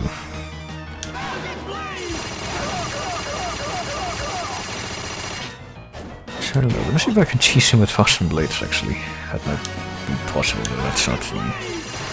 It's not the optimal strategy for cheesing him, from what I remember. There's actually a far cheaper way to do this fight. If you're willing to... If you don't be shameless about it, which I am, but didn't have to. I might as well just tell you about it since I already won. I don't, you know, I think this is actually the only enemy that doesn't come back. And we got the final dual crush of the game, the greatest 5. So yeah, I don't think he's coming back unless I quit and reload, which I don't really want to do. Well, let me see, what if I go back up to the... I'll go back up to the top floor and then more back here. What happens then?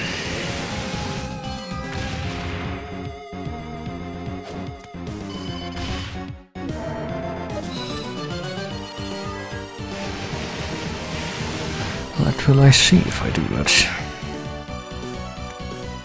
The door's gonna be open... Yes, okay, so she's not coming back, so yeah.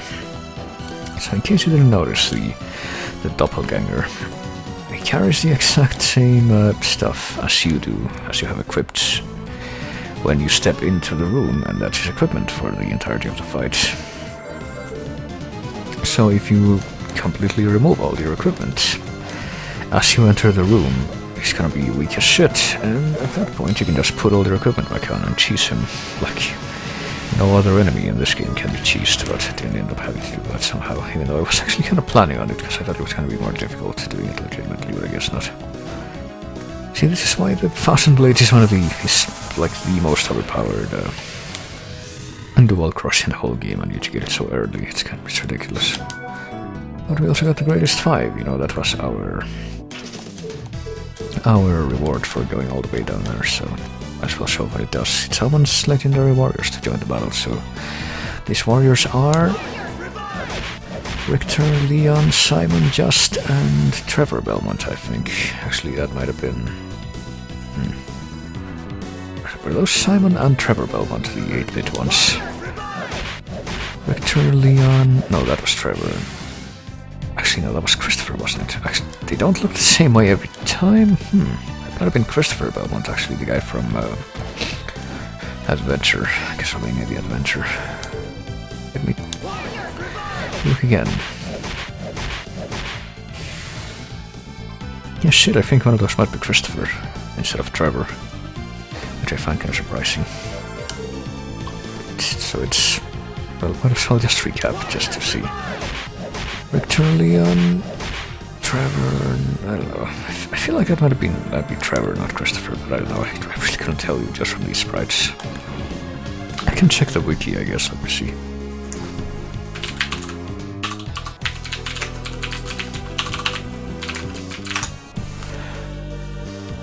Greatest 5. It summons spirits of the vampire killers, memories of Richter, Leon, Trevor, Justin, Simon Belmont. So yeah, I guess that's supposed to be Trevor.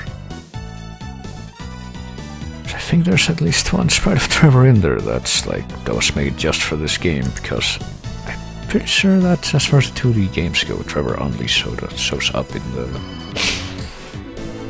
you know, in Castlevania 3.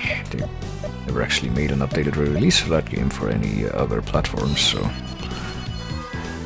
there's only one sprite, one 2D sprite of Trevor. They even reference it in Symphony for the scene where Alucard remembers him. Oh yeah, hang on a minute, I need to go back to, what am I doing? I need to go back to the entrance. But, like, there's only 2 appearances by Trevor in the games. That's Castlevania 3 and Curse of Darkness, which is the sequel to that.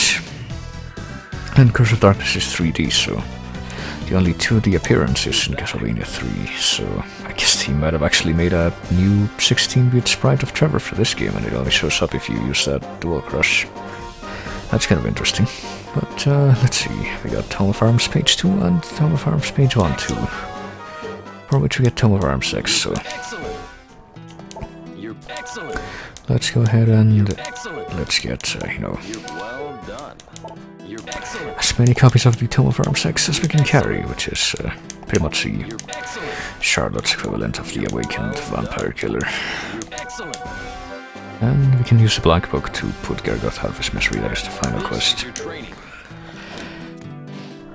So the Tome of Arms X, I'm pretty sure if you equip it, it's not as powerful allegedly as the Tome of Arms 3. But it has a holy element, so it does actually make it stronger against pretty much all of the enemies in the game, except for a select few. That's the X factor. So let's have to dock back into the Nest of Evil real quick, so that we can complete this final couple of quests. They're both linked to the boss of the second floor. I think that's what Gargoth is.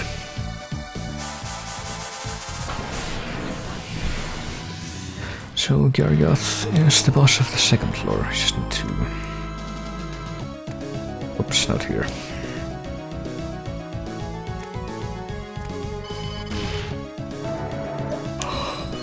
Need to warp down here.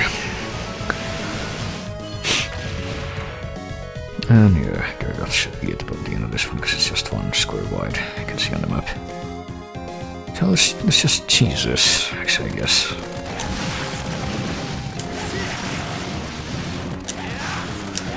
I didn't actually sure what the greatest 5 spell dual crush does, but it does basically hits everything on the screen for really massive damage, so I'll probably end up using it against Dracula in the final battle. Oh boy. Don't like being pinned down like that, so I'm also gonna have to make a small calculation for how we'll be able to kill Gargoth, because I don't know if it's... oh, for fuck's sake, hang on. Sure do love that they put on those guys right here.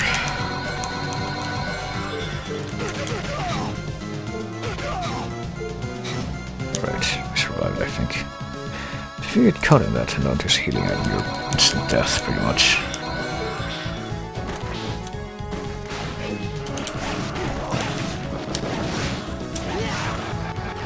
Oh, whatever, right. This is the last time we'll ever have to come back to this place, so might as well bear with it.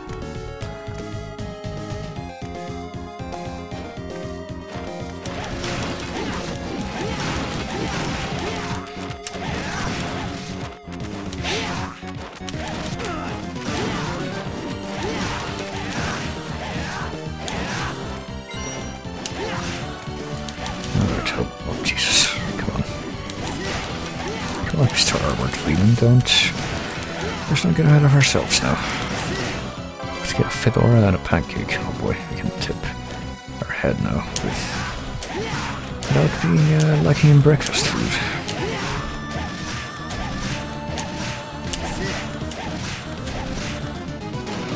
Still never gonna find out what that guy drops, I guess, but anyway, Gargoth. Let me see, we need to equip the blank book, so the way this works is we need to finish him off with the blank book. Even though we can wear him down with any other weapon, so... He has... Okay, 102, and he has 3800 health, so let me see, we need...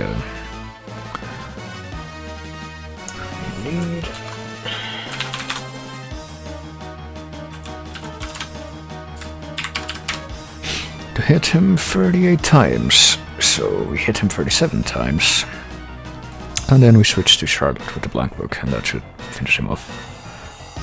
So 37 times, that was 1, 2, 3, 4, 5, 6, 7, 8, 9, 10, ouch, 11, 12, 13, 14, 15, 16, 17, ouch.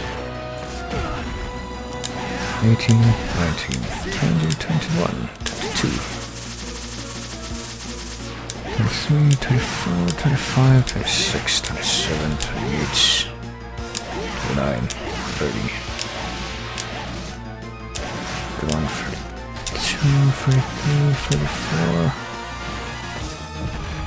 35, 36, 37, and now to finish him off this tiny ass. Okay, we need to heal first of all.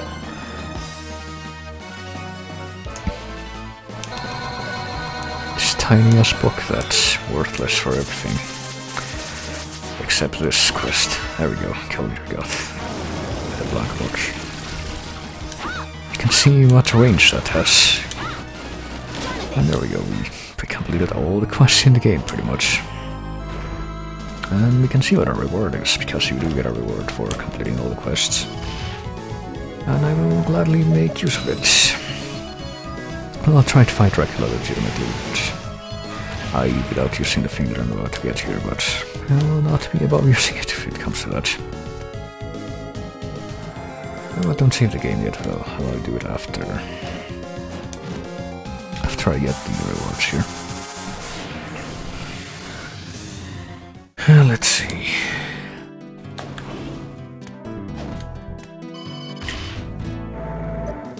Let's get over to the entrance.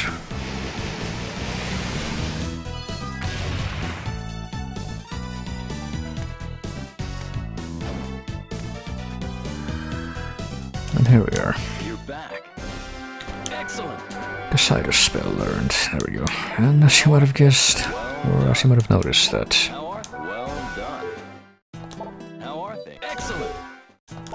that unlocks the other quest. Completes the other quest because he unlocks a spell, Cassius is a spell. And the other quest is about learning every spell in the game, so Sorcerer's Crest is what we get, which I think makes the incantation of every spell be shorter, which can be good. Or, you know, spells that take a long time to enchant, such as Sanctuary or New Game Plus, I guess, and Heal. There we go. And with that we completed all the quests in the game. If nothing left to teach you two, you do me and your bloodlines proud. Wink wink nudge nudge, title of the previous game. And because we completed all the quests, now we can go out here and get this. The Magus Ring, which is pretty much supposed to be the game's stand-in for the Chaos Ring from the Sorrow games. So I'm gonna go ahead and put this Sorcerer's Crest on Charlotte first of all. Which, as you can see in just a moment, shortens the time required to incant magic spells. Does it stack? I should experiment with that, let me see. Let me equip Sanctuary and see how much it takes to cast that with one Sorcerer's Crest.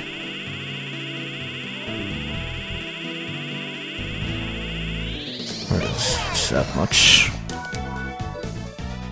And if I equip a second one, let me see. think it does improve that slightly, I don't know. So yes, Charlotte gets 2 of those, and I'm gonna change 1000 Blades to the greatest 5.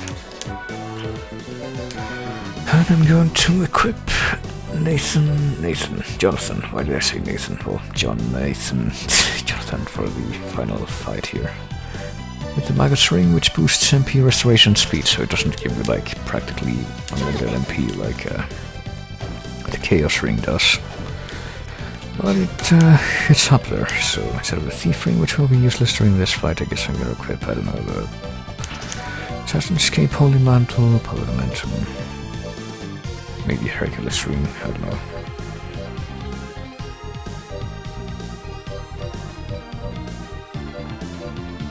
I can show off the, not the Miser Ring, the Gold Ring trick over in the throne room.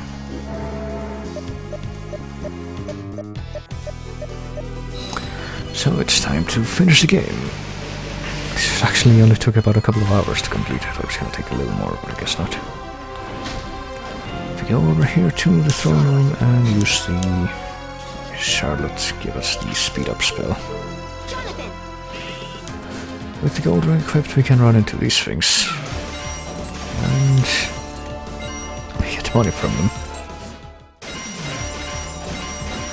And I believe with the gold ring they should drop like 200, 500, even more than that, but I saw 500 drop there, so this is the alternative method for grinding money, I guess, if you want to do it without having seen the quest reward glitch, duplicate glitch. You can do this. It works better with 2 gold rings though. Pretty sure all of the ring effects in the game stack, so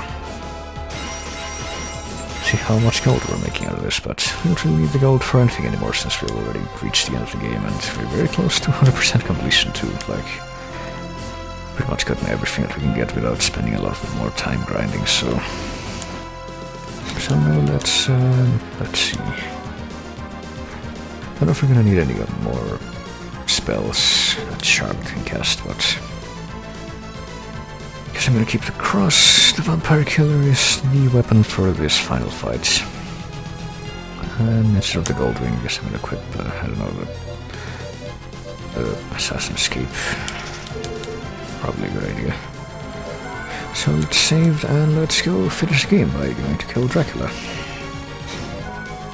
And fill out that less than 1% map completion that we are missing from the map here.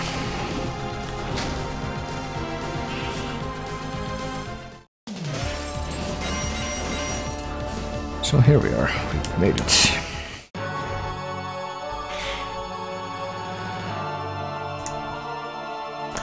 Dracula. Can't believe this power, no wonder he's called the Lord of Darkness.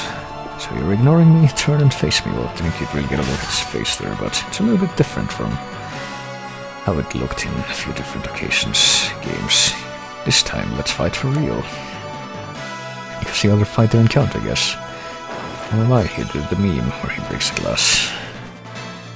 Over this sideshow, so Dracula's shaved, as you can see, and he looks a bit more youthful, I think. Why don't we show him our combined power? Death and Dracula joint attack, that was never mentioned in any book I've ever read. Well, there's 2 of us, so that makes it even, so yeah, it's time for ha ha ha ha ha. Good old Dracula antics. And yeah, we got to deal with Death and Dracula at the same time, as you see here. And the way this works, actually, there's a couple of phases to this fight. And Death and Dracula each have a different pool of HP, I guess you could say. I think Death has 4,444 and Dracula has 6,666. That's how it works. So, and as soon as one of them dies, then we move on to the next part of the fight, which, you know, shockingly there's more than one. Bad move. So you're better off focusing on Death, even though I think Dracula takes a little bit more damage, I don't know. I haven't been paying attention, but Dracula here with all the classic attacks, fireballs and death meteors. Dark meteors, I don't know. Dark Inferno, whatever he calls it. Oh boy, and yeah, Death has a few tricks too like that, even though most of what he does is just fly around and try to swipe down on you like that. And yeah, we should show off the greatest fight move, probably. First of all, let me see if I can dodge this meteor storm. And if we use the greatest fight move, there we go, finish him off with that. Finish on the first phase, but use my power.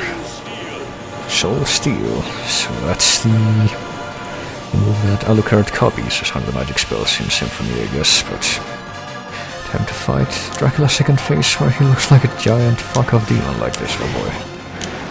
True Dracula. And he has 3D wings, check it out, they're paper thin, like paper Dracula, I guess, but he has a few tricks. I can use Greatest Fight again, actually, I should probably do that so you can see me. Oh boy, can use that item actually, not even use the potion trick, just use high potions. You don't need the potion trick at this point, pretty much. Fuck it, let's just use Greatest Fight and see how much damage that does. 1005, not bad. And because we have the Chaos Ring, the Maggot's Ring, I can't pretty much just spam that, but I will show off this. Charlotte, what are you doing? Oh, she has the blank look. I forgot I should have given her this, hang on. So what you're supposed to do when this move happens is to, do this. Do a joint attack on these wing claw things.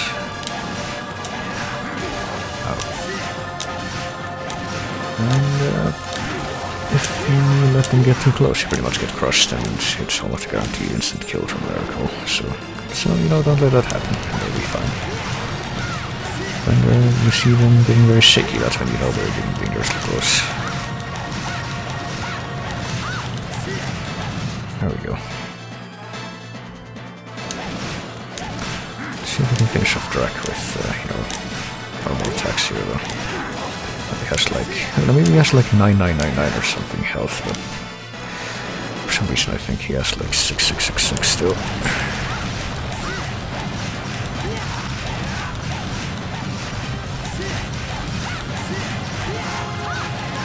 And that's good, but we need to spread out our, there we go. Oh. There we go, his wings shrink back into his abdomen, and too bad, pal. As long as we're here, you won't be revived. Still, that was an impressive display of impromptu teamwork. Good for you, Dracula. You're the top of the team-building exercise class this week. Say what you will. But I can see it. One day my power will be fully revived.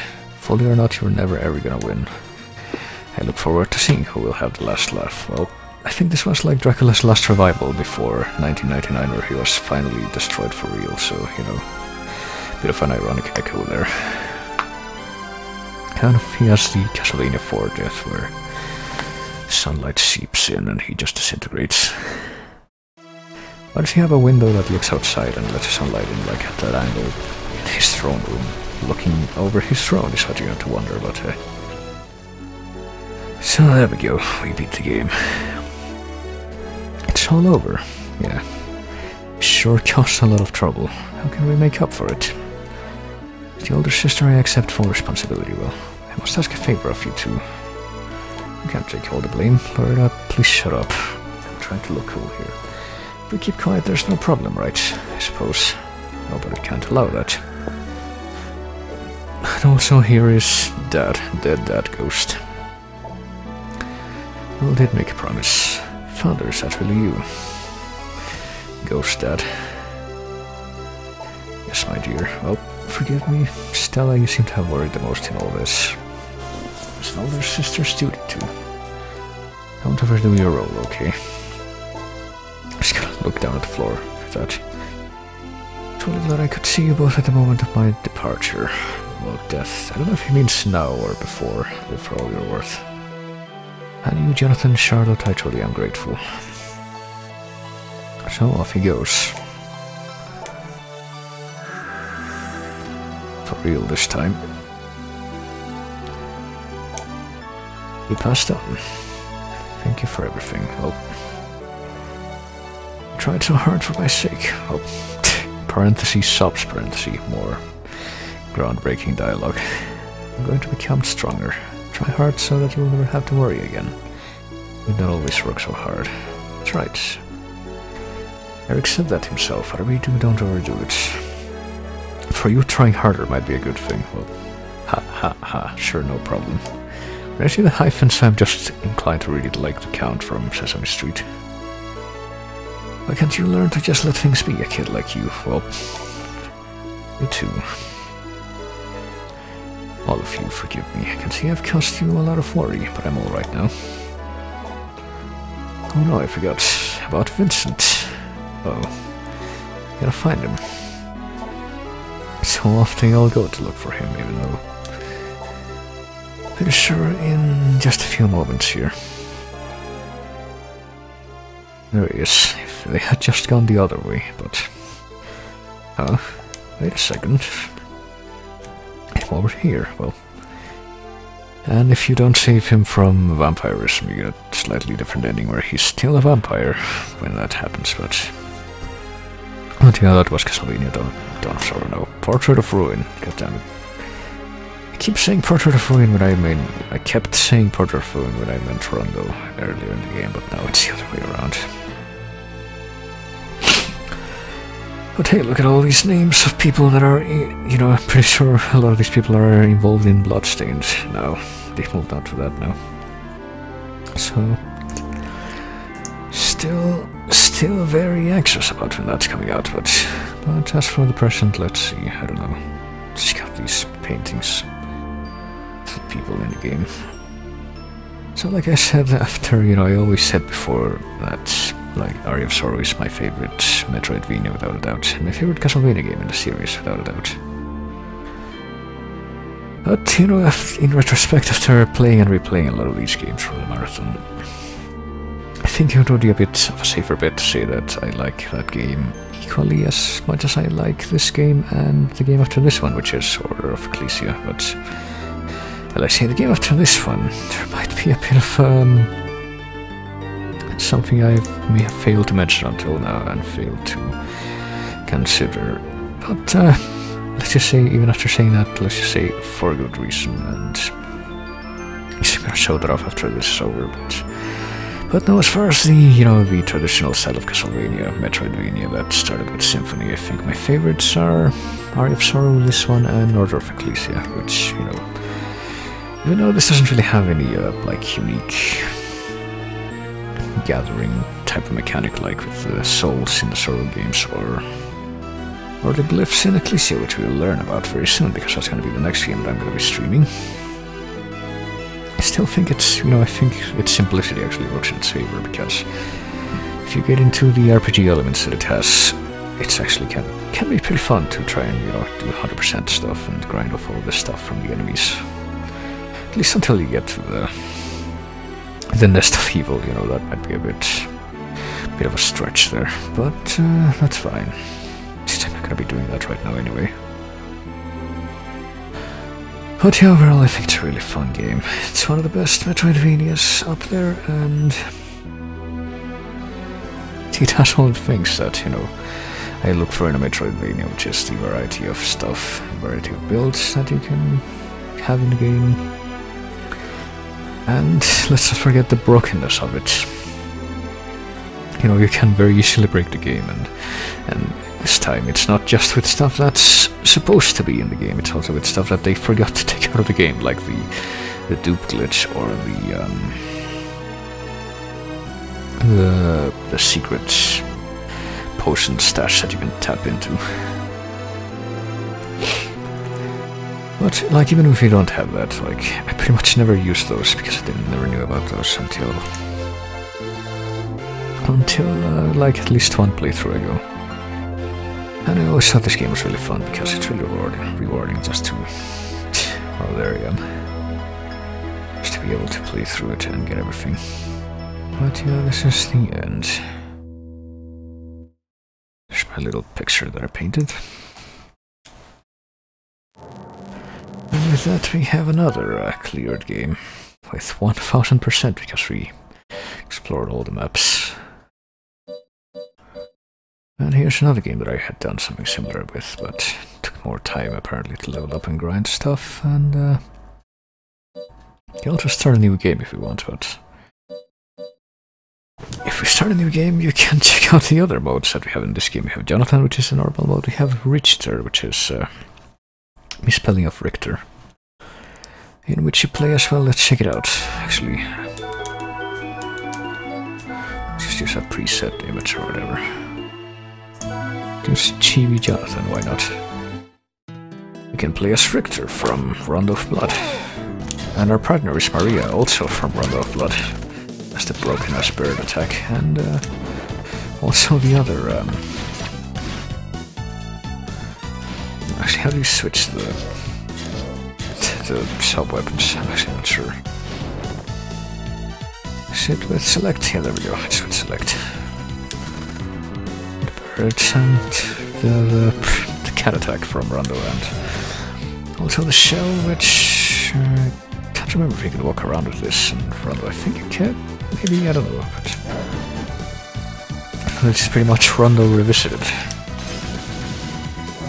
Can go the entire game this way, and oh yeah, you can actually do the Grand Cruise move, or the move that I thought was going to be the Grand Cruise at least. I don't know what it's actually called, if it's not the Grand Cruise. And much like in bonus modes in other Metroidvanias, you can't pause, there's no... you can't use items, you can only use one weapon, so it's classic Castlevania. Can I use this move yet, or is it like Castlevania? It's everywhere.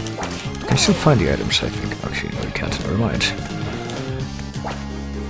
You'll actually be able to do like special moves with Richter, because he has those.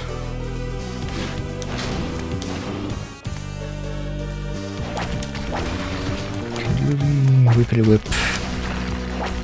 Holding her in front of your own self.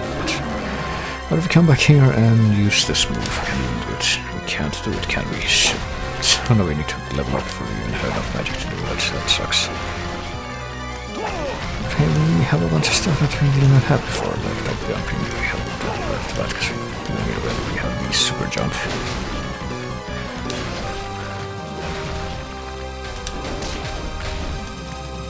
And all that good stuff. What you kind of figure. And so that's Richter mode. And it's still a new, I guess it doesn't actually save or bind that slot to a new mode until you actually save in that mode. You can also play in Sisters mode. Also, hello Teppa. Just kind of doing the last bit of the stream here. Sisters mode is kind of interesting because we just use Chibi Charlotte this time. It's actually kind of a prequel to the main game, because it shows the story of how these two arrived in the castle and got ambushed by Browner. We weren't to come here no matter what, but he's never been so late coming back before. We have to go. Just sense Father's power. Oh boy, he's alive, let's hurry. Use the controlled path to move, and here's the special thing about this mode: you can fly. And you attack by using the touchscreen exclusively, pretty much. You can shoot a continuous stream of ice attacks with Loretta, and you can slash with Stella. And this is pretty much a prequel mode. You don't actually fight Browner or Dracula. Progress through the whole game normally until you get to the throne room where you would fight. You would use the Sanctuary spell on, you know, the vampire Stella and Loretta in the normal mode. But when you get to that mode, well, I guess you could like YouTube it or something. I didn't have anything prepared for the actual in-game, but you get a cutscene where you find Eric. You actually see a live Eric. I think he actually has a sprite. I don't think we can skip ahead to that, even though we can fly. I don't know, I guess I might as well check it out real quick.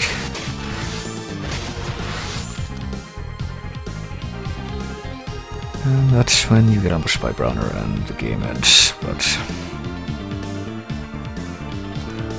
kinda want to see how far I can get in the castle here, but just cheesing everything, I guess. Just going past everything.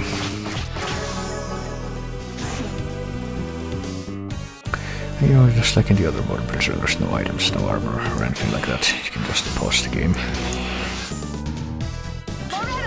So I'm gonna try the ice attack next. Oops.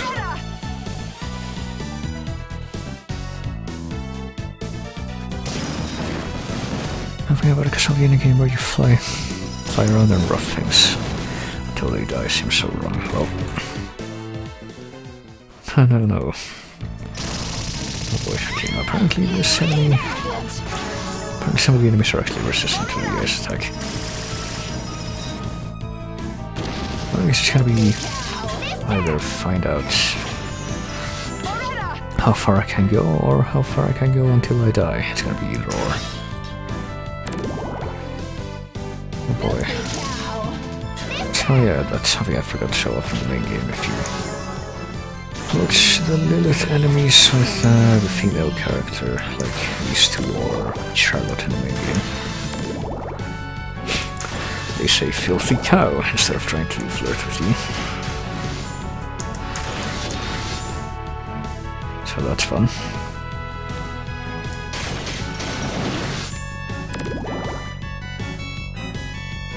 So let's see. I'm surprised I've been managing to survive as well as I have.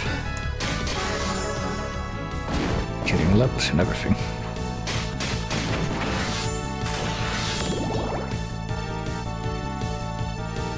I'm guessing the switches that you step onto, like living barriers and such in the main game, are not going to be here. So what happens if you run out of magic when you are in the air? What happens when you just slowly float down?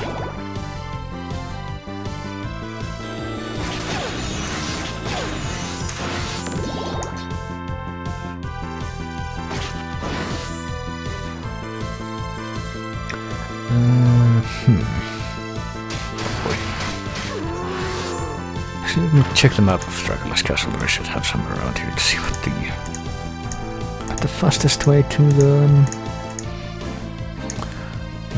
place would be the throne room.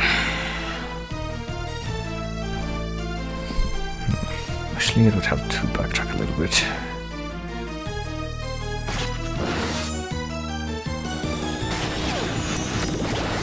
Oh shit. Still get sucked by the vacuum spell. Hello, I said vacuum spell, since that's clearly not a spell, it's an actual vacuum, but... Ah, okay. I might not make it. That is certainly a possibility. I might not make it all the way to where I'm trying to go.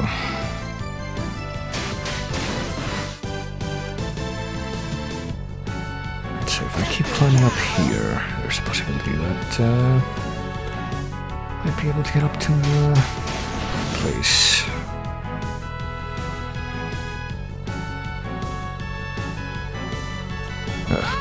Oh shit, okay. If I get hit one more time, I'm pretty sure I'm gonna die, so there's that. I really don't know if I'm gonna make it, like, at this rate. Certainly would not count on it. Let me switch to Loretta, hang on. I don't want to get close to this thing. There we go. Is this where the painting is? Nope. No, it's not. Okay. At this point I would be willing to... Well, you can just sneak by these little crevices, because you don't have the morphing spells in this mode. I'd be willing to stop by a save room just to, you know... I might have a chance to heal, actually. Yeah, I think I do. Just to refill my health, not actually to save, because I'm gonna have to delete this anyway to show the final mode. That comes after this. Oh boy.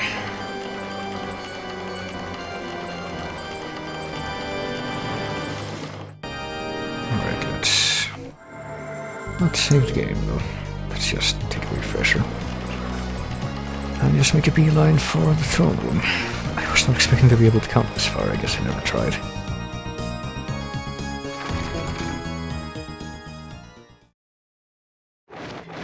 Oh, we can't actually. That's right. You need to pass through. Oh my god, we're gonna have to pass through the... Actually, are we gonna have to? That's a good question. Maybe not. Okay. Should be fairly straightforward from here on out. Let me see. Oh shit, succubus. So lonely. But yeah, at least they gone through the effort of like making character portraits for all the characters. all these different modes.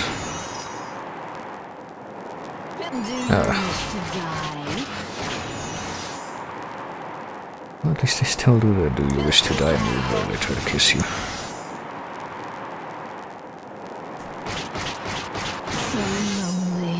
So lonely.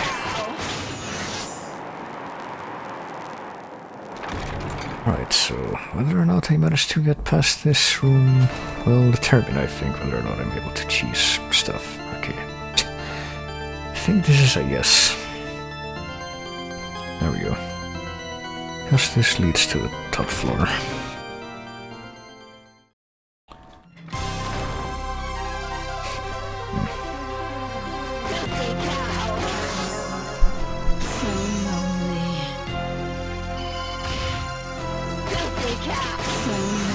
So if I'm able to get past this area, I should be able to technically beat this mode.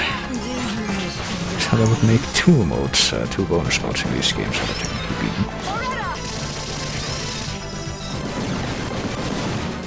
And the sisters are kind of OP, that's the thing. It's not only the range of their attacks, but also the fact that even though they cost magic, they regenerate pretty much instantly.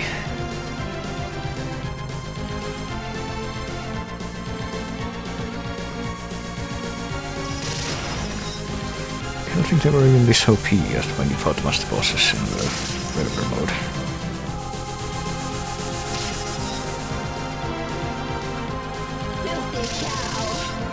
So that they at least take a break from attacking you.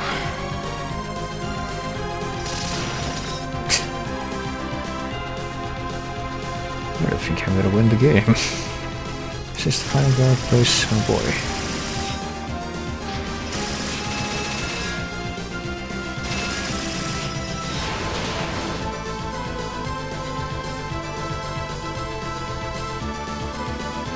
If I just make a beeline for the save, not the save room, the throne room, which is right here, or the painting room, I guess, rather. If I try to go for the throne room, what happens? Let me see.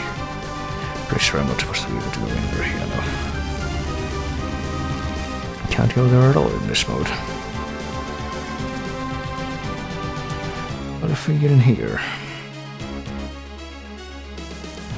Door's open. And, okay, never mind. Shit. I thought I was being smartass, but never mind. I thought the swirls weren't gonna factor into it. But I guess they do. I guess you need to do stuff in order after all, so no, never mind. Yeah, you know what?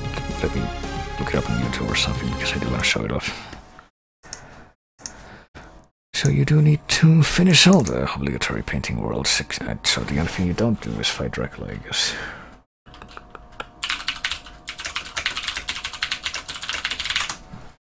Sisters mode ending. Let me see.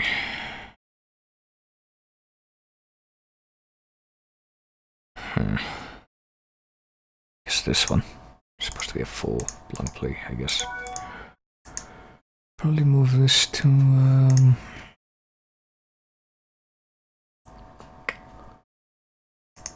well, let me skip ahead, see if I can find the actual ending first.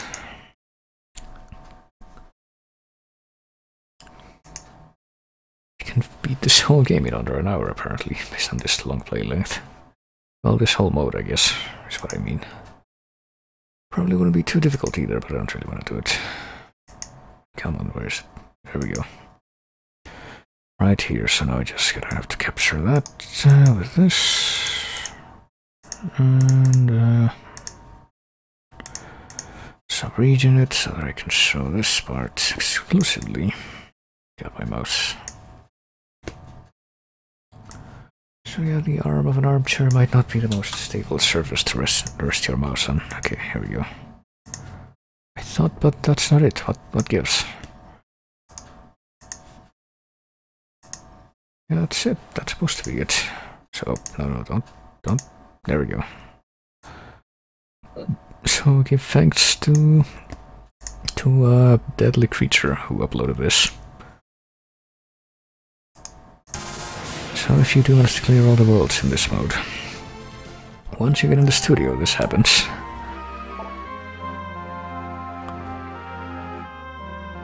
There's Eric, who's not quite dead yet. is actually alive, and they made a separate sprite for him. Actually, wait a minute. Well, there's Browner, but did they make like a... Did he say his name like Browner with 2 N's? Because that's not quite right. Okay, no, never mind. I just imagined that. And this is the story of how these sisters were vampirized, I guess. Vampirized? I don't know. Turned, I guess. So grown to a world of peace, my beloved daughters. How did he even know about the Liccardi daughters before this happened, is what I have to wonder. And then you get the credits, there you go. That's the Sisters mode ending. But there is one more mode that you can unlock. That's actually the only mode that's not automatically unlocked if you just beat the game. Rather, you unlock this mode, as I may have mentioned once upon a time, by killing 1000 all X-Armor enemies in the normal mode, which takes a while to do. But if you do it, you unlock this mode, which is kind of a tribute to the old X-Armor armor that you can unlock early into Symphony by typing in the old X-Armor in the name, or at old X-Armor, I don't know. And here you actually play as the X-Armor though. You can't take off the X-Armor. And you only have 2 moves. You can either swing the X, well, move the X, throw an X, hold up the X, which does continuous damage. You can use the X sub-weapon, and you can switch places with a puppet, so it's the Puppet Master power from Dawn of Sorrow. Repurposed for this game, pretty much. And there's actually, this might be the most difficult mode in the game, because, you know, you get this very limited range for everything you do.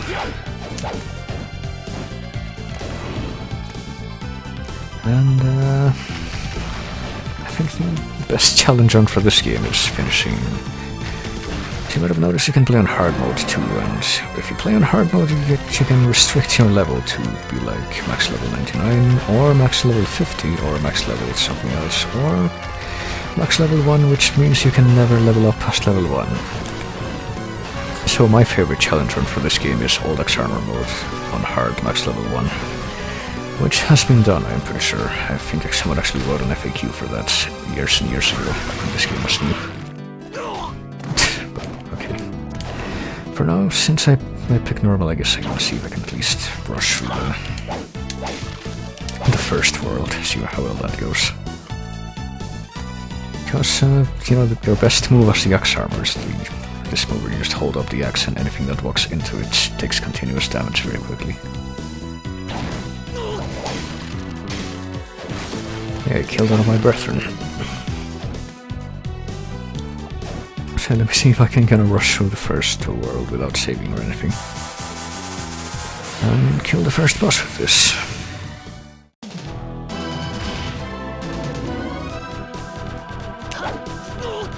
Oh yeah, you can do this move. I forgot this move from Rondo that the old X-Armor enemies have in Rondo, where you can rush forward, swinging your X the entire time. It's kind of suicidal though, it really doesn't work as well when you're the one who gets hurt by the other things. You also note how you hold up the X every time you jump. That pretty much means that anything the X touches when it's extended like that gets hit.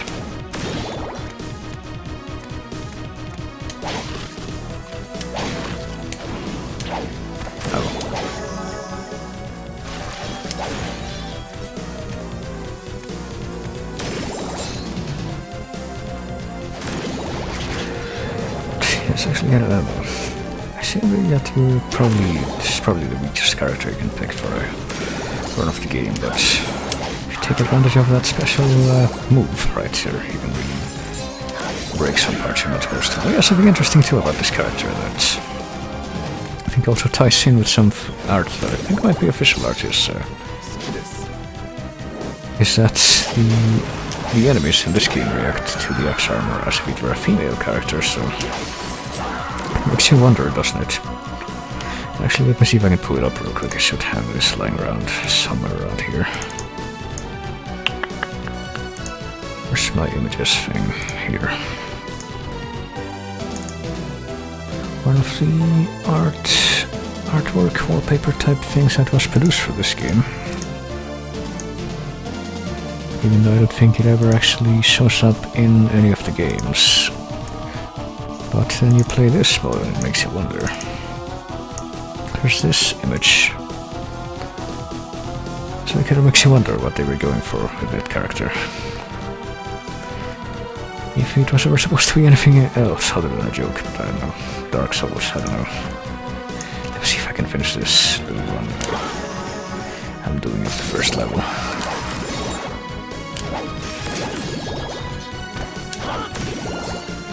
Well, you know, the characters, the enemies in the game react to you as if you were a woman,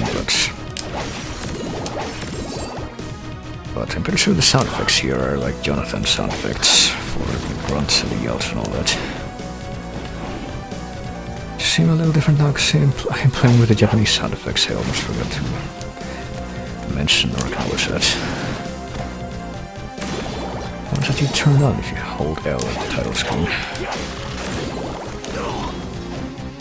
Hang on, let me see. If I do the move here, will it... Yeah, there we go. So it's not completely useless. I actually have a practical use.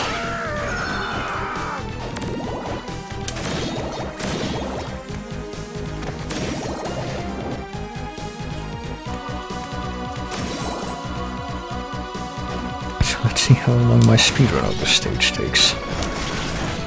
My world record, any percent glitchless, except I probably would use a glitch if I had the option to. And that I will only ever do, you know, if there was a category in speedrunning, maybe that would get me to. See, I, for the most part, don't see the appeal of speedrunning, because you do the same thing, you play the same game over and over again and try to, like, build your muscle memory to the point where you do a perfect run of thing, and that's pretty much what speedrunning is for the most part, as is my understanding, so...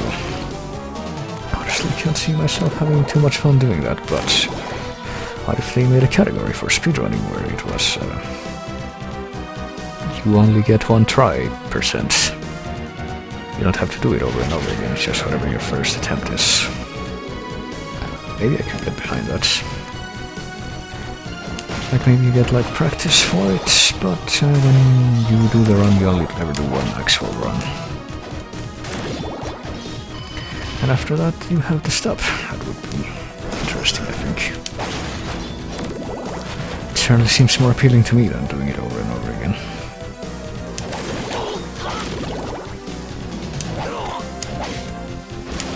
But, you know, speaking of that, my run here is not going all that great, I don't think. Okay, I'm almost to the boss. Not quite yet, but soon. Trying to see if I can kill this first boss. And if I do it without saving or even stopping by the save rooms to heal, I will be content at my skill with the axe armor.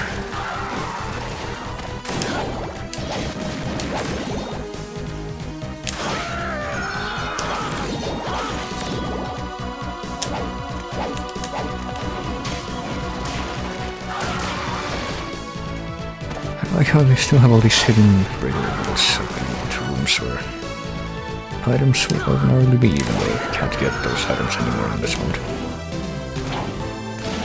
Right, here we go. Boss is just up ahead, I'm pretty sure. Right here.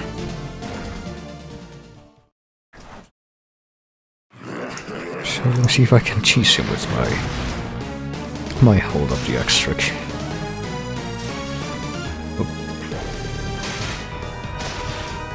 How well that will work for me, apparently not that great.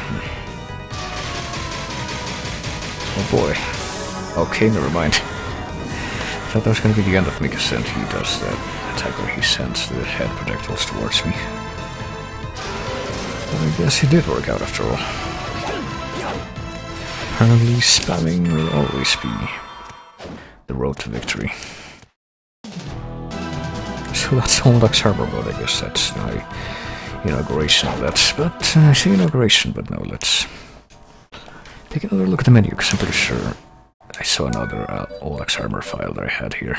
Arg. But apparently I made it to at least as far as the 4 paintings room. Okay. Let's see if I clear those paintings or if I didn't. Because if I can have a go at Dracula, I will totally do that.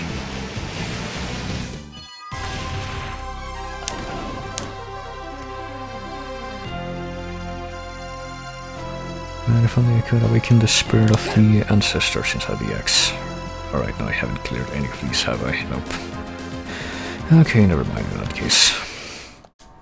In that case, I think I'm pretty much done here. Well, there's one more thing I could do before I end this. Let's try the boss rush mode with, there's 3 courses, as you see. And we can just cheese out them with, well, for one thing, the speed up spell. And by spamming the greatest 5 move with...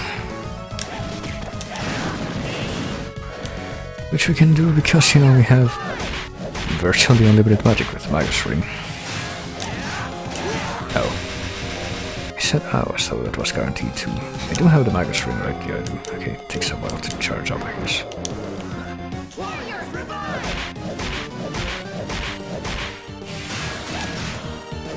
Okay, maybe Balor is just too resistant to all this crap. Which I thought he would take more damage on this from each cast of this. Okay, there we go.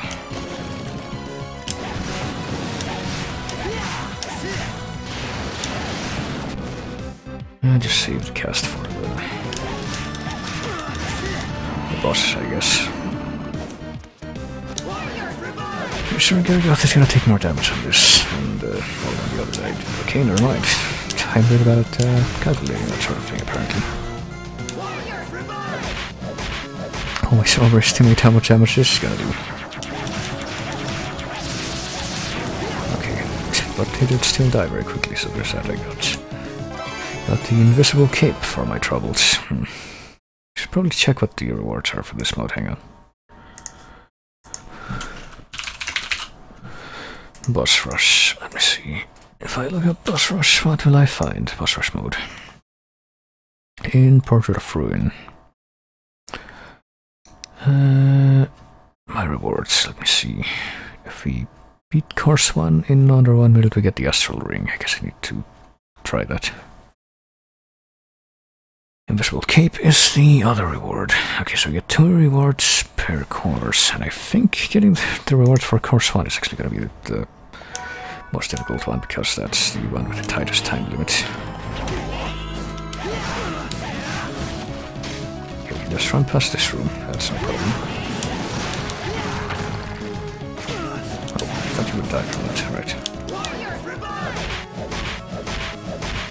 Well, I'm pretty sure time freezes whenever we do the greatest 5 warriors move. So I don't think that counts towards time limit.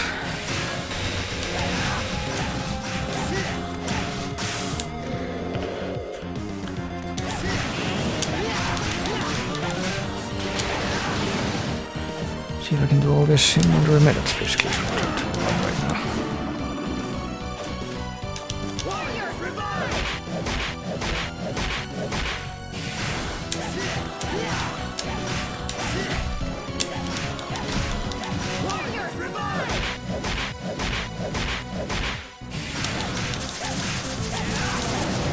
Oh, damn it. Oh, I just missed it. Certainly see our way, I really don't know. What does the astral ring do? Let me see. Astral ring in Portrait of Ruin, which is apparently the only game that it shows up in. Spells consume HP instead of MP. Well, maybe not. Alright. Let's try a different course instead. Let's try I don't even know what the creatures and the portraits that represent the courses are supposed to be.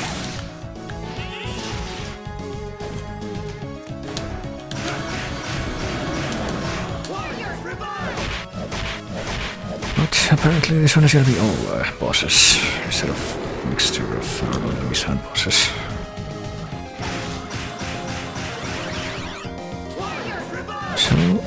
I'm ready to beat this one in under 2 minutes to get the best reward, so hope he didn't die in one hit. That's surprising. You should just use Charlotte for this, hang on. Speed up. Come here. Oh shit, that's right, hang on. Oh, please do temptation, hang on. Let me, instead of Sorcerer's Crest, let's have the Magus Ring for Charlotte. And let me also... Where's the Magus Ring? There it is. Increase my intelligence as much as possible, because I'm pretty sure that raises the attack power of the spells. And I'm pretty sure that... I'm fairly certain, rather, that that's also going to apply to the dual crosses.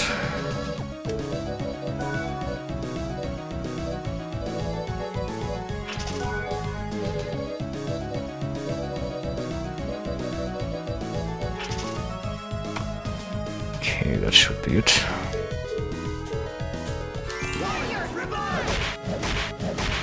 Please die in one hit. Damn it. Oh, she has a resistance to holy, doesn't she? God damn it. That's always going to be the case for the unexpected enemies.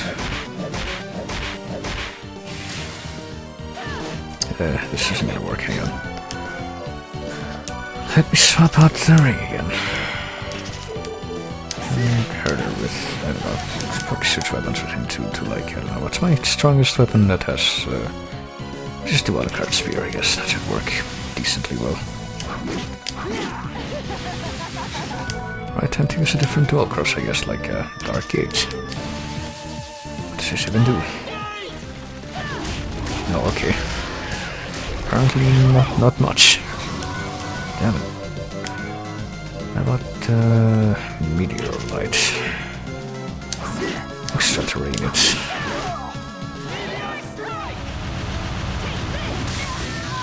Okay, that did the trick, I guess. Alright, let's do the greatest 5 again. Hang on. Put a 9 gem here.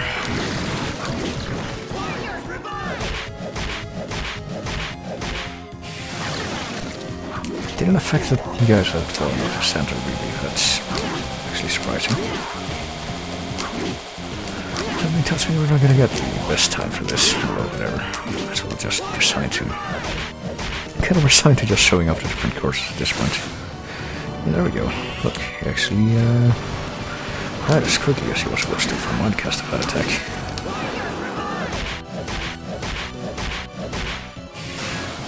But this guy didn't. Oh, but... Yeah, I'm already over the time, but that's fine.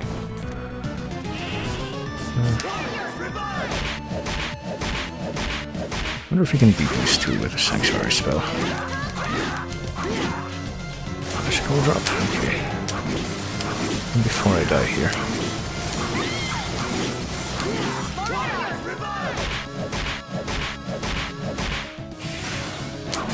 There we go. Oh, you can fight Browner too? I thought he only showed up in the other course for some reason. Although in retrospect, I don't even know what the other course would be.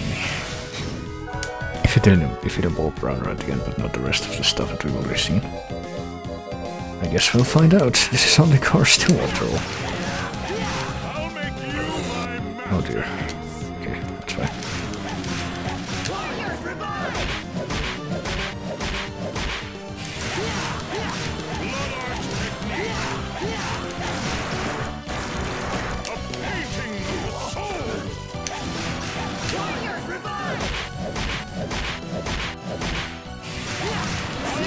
Oh shit.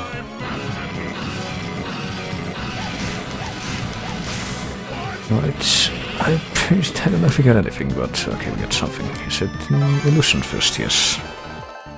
For some reason I thought you got that during the normal game, but... You see, that's yes. Okay, the rewards for course 2 are... Record 1 and Illusion Fist.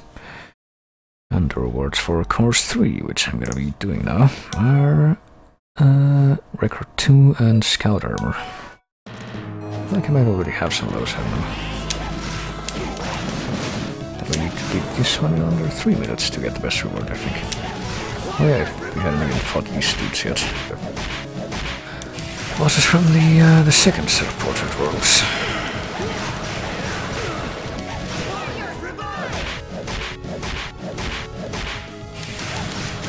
Oh.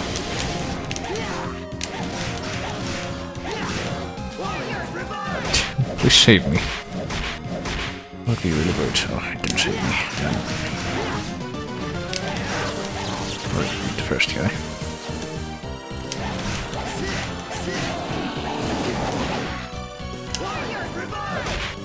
Oh no, these guys.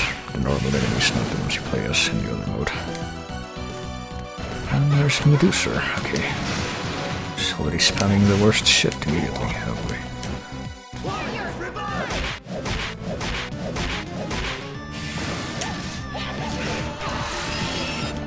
Hey, that's the animation that you see if you actually manage to catch her attack that tries to petrify you. I would think I managed to show that off properly when I was actually fighting her in the game.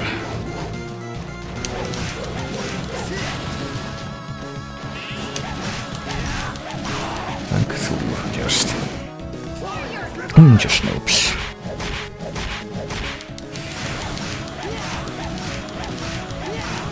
These guys have a lot of health, you don't really realize until you're fighting them with overpowered moves like this, and they don't die as immediately as you thought.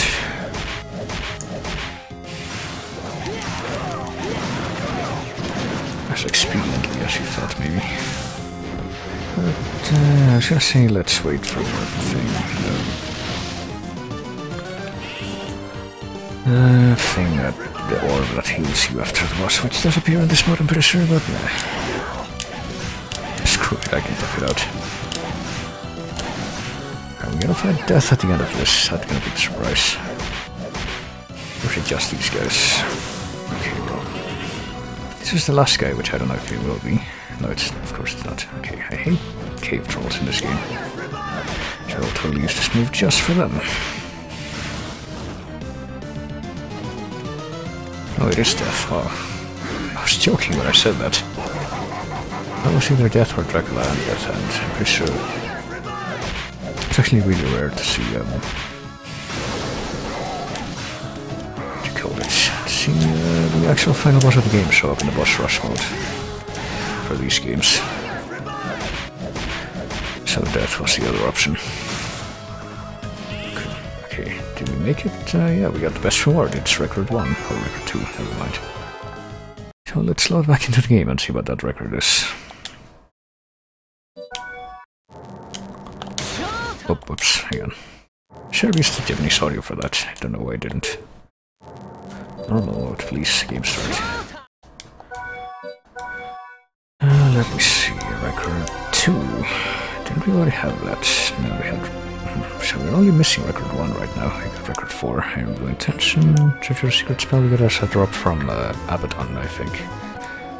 Record 2 is Sandfall, which is the first desert world. That's all well and good, but I don't know.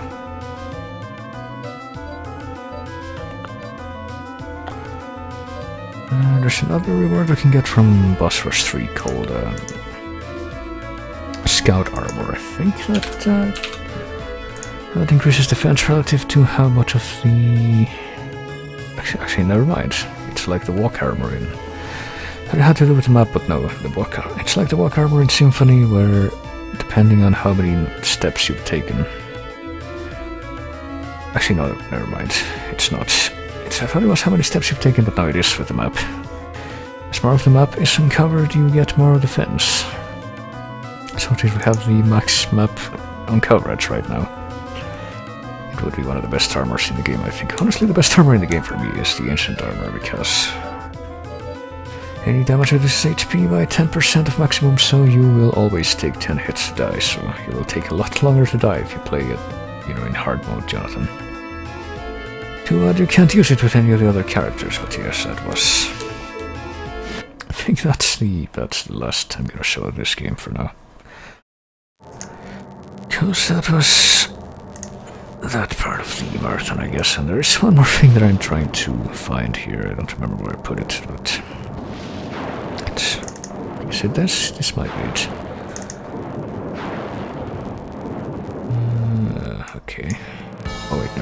not it.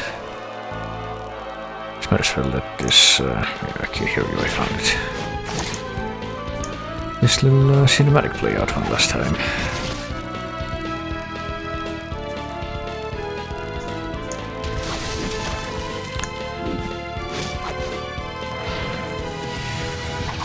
Before I put this game to rest for the time being. Spending 3 streams on a game is a lot better than spending an entire month on one, if you ask me, so... You see, is there somebody who did the Castlevania command, yeah. I only have, after clearing this game, I'm finally on the 4th and final column of my games for the marathon, so you know, the end draws ever near. Pretty sure games 22 and 23 are gonna take, like, no time at all to beat. It's probably gonna be a one-stream thing, but, the other ones that come after that, I'm not so sure, but anyway, yes. Castlevania Portrait of Ruin, good stuff, and the game I have listed as the next game on the marathon is Castlevania Order of Ecclesia, but... which I will be playing next time I stream, but as it happens, there is one more game that technically came out in between those two, that, I have it loaded here. Oh my, I do.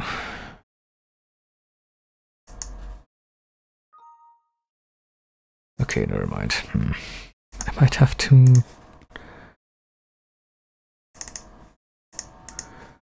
I thought I had this ready to run, but maybe not.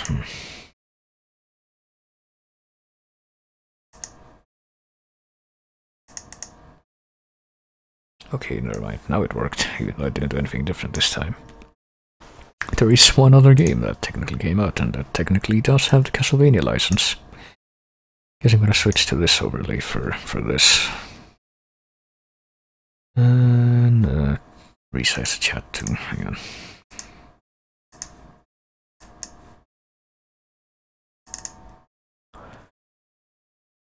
And see if I can capture this abomination. So there was one more game with the Castlevania license that came out in between Portrait of Ruin and Order of Ecclesia that was a Java game. It came out for... well, first let me see if I can get this visible at all. For cell phones.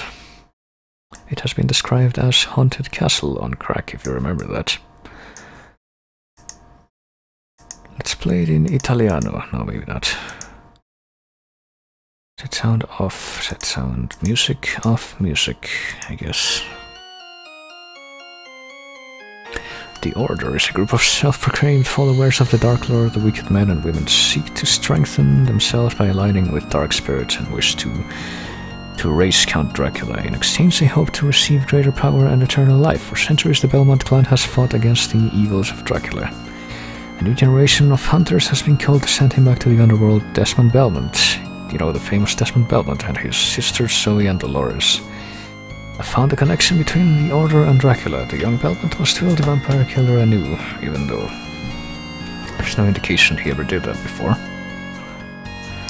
So yes, I'm sure you remember Desmond Belmont from this game, Castlevania Order of Shadows.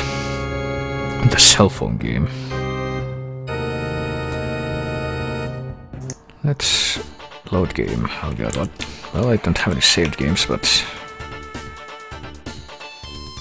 let's bask in the glory of this for a little bit. Okay. Dear goodness. What did I do? Hang on. Did I pause things or did I make it crash? I think I might have made it crash. I think that might just be what is happening here. I'm perfectly okay with that. Why not? Well, already from this frozen screen you can kind of see what yeah, screw it, just restart what this is all about. Let me try that again. Why does it always show up that far away? For fuck's sake. I have to do it manually, I guess.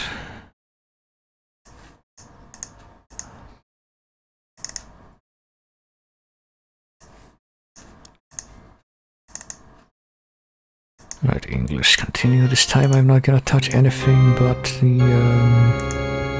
new game this time. Alright, save, yes. Continue, okay.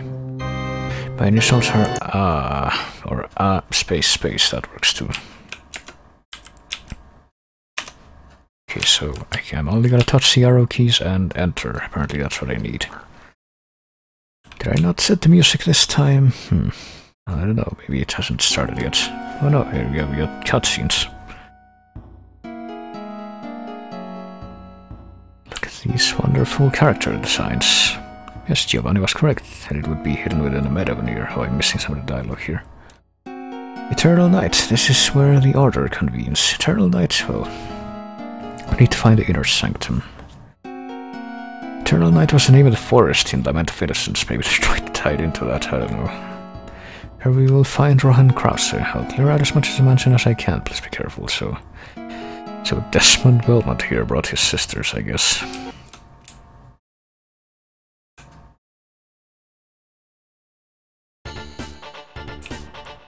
Oh baby, yeah, this feels like a good idea. I've got zombie hearts. I can feel it, Mr. Krabs.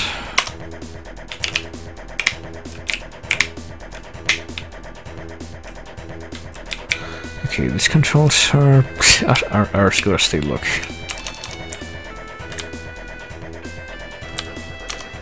And keep in mind, you're supposed to play this on a cell phone.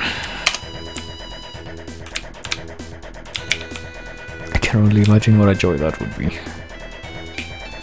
Oh god, no, I'm not trying to diagonal jump, but... Okay, does he always diagonal jump? Yeah, he does. So, he'll always jump diagonally. He'll never jump straight up. I did not realize that.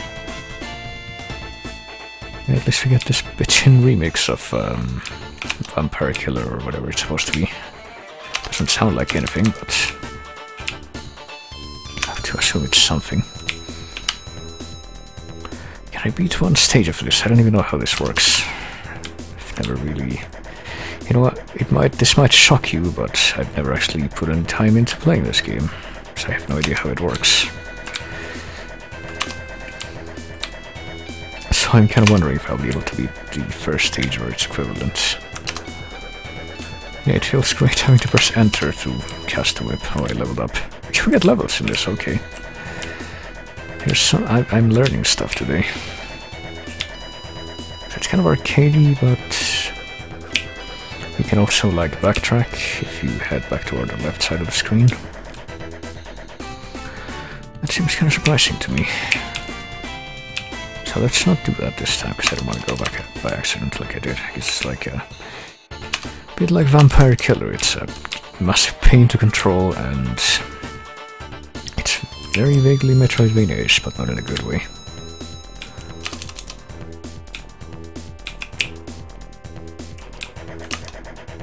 Oh boy, a skeleton. Look at that beautiful skeleton sprite right there.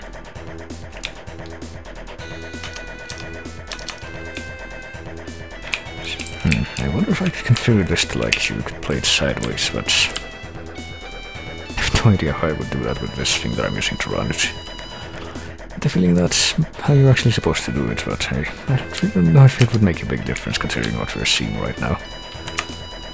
In terms of how well this would go.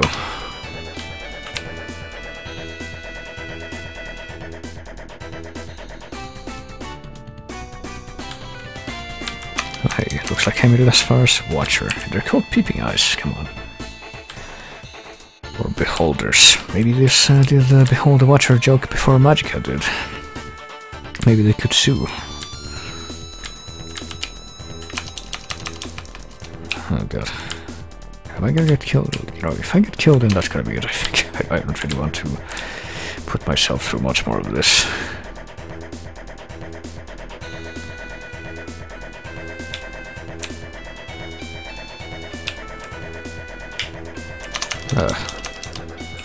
Actually, I think there's... I'm torturing myself by lengthening this, but you can actually check your inventory, which is empty. I think there's like a mechanics where you can heal with food that you find. But apparently I'm not gonna be able to take advantage of it because I have none. Oh, god damn it, I found something. I found a chicken leg. Should I set in my inventory now? Shit. Well, that's just 5% of your total. Sure, use it. Do it. You know, the wonderful wall meats, as glorious as ever. Oh my god, this game. You know, I had only heard stories about this game until very recently. I was never actually able to run it in any way until right now, pretty much. So I can only imagine what sort of experience it would be while I died. I can actually see the Grim Reaper come for you. So what happens if you pick try again? Oh, you start from the same screen. God damn it. I can't stand much more of this, but I might as well give this thing another try. Like, maybe you can cheese it, like, it doesn't look like I have lives anywhere, so there might be a way to, like, if dying just sends you back to the start of the screen that you're on, then maybe you can just do this until you beat the game. Would you want to, though, is the real reason. I don't want to, but let's see if this has anything resembling a boss enemy anywhere around here. Did I get hearts? I don't even know what to use the hearts for. I don't think I have any sub-weapons right now. I would imagine that's what it would be about, you know, hearts in Castlevania. Oh god. Oh, looks like I made it as far as I made it on the other file. Shockingly. So this might be the farthest I've ever been in this game. Well, if you just walk forward with no obstacles, it kind of looks like he's dancing along to the music. Oh, the music's different here. Oh, Order Knight. What? Oh, okay, I guess we found the first boss. Let's see how difficult this fight is gonna be. You can hear what my incredible strategy is for this fight. You can probably hear what it is. Oh, what do you know, I died. So can I beat this formidable enemy? Let's find out. I'm guessing, yeah, it's gonna start you off right at the start of the screen. See if we can beat the Order Knight, the most threatening Castlevania enemy ever devised.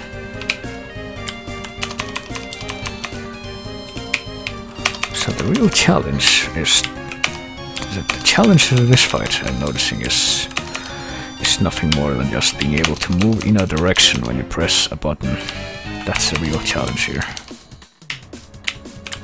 And not like gravitating towards him. Like, you ever play Bram Stoker's Dracula for Super Nintendo? You kind of gravitate towards the bosses in that game. Oh, I won. For no real reason, even when you're not moving. Apparently this has some of the same going on. But hey, it looks like I beat the first level. Congratulations, Desmond. Desmond can now backdash. Okay. Or down, back to backdash. So up, back, or down, back. Let's try out that amazing move, and then... Oh god, it's bloody tears. Oh, did I just jump backwards into the boss room again? It's not back, you see. No, but it's not. But the boss music is still here. That's great. Now let's listen to this horrible butchery of bloody tears. Let's do it. Okay, well, I'm pressing 1 on my keyboard, and oh, okay. Apparently 3 is for throwing the sub-weapon. Oh shit. Okay. Oh, I should have been using the number pad this whole time. Oh shit.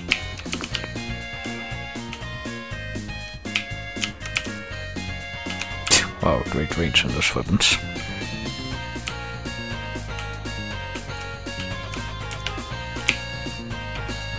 Yeah, I died. Yeah, I don't want to play this anymore. But hey, that was Castlevania Order of Shadows, which technically came out between Portrait of Ruin and Order of Ecclesia, I think. I'm actually not entirely sure. I'm gonna look it up right now. I'm gonna read you some excerpts from the Wikipedia page of this game. Castlevania Order of Shadows is a mobile game. You know what? Let me get some adequate music for this. I think you know what's coming. Where is it? There it is.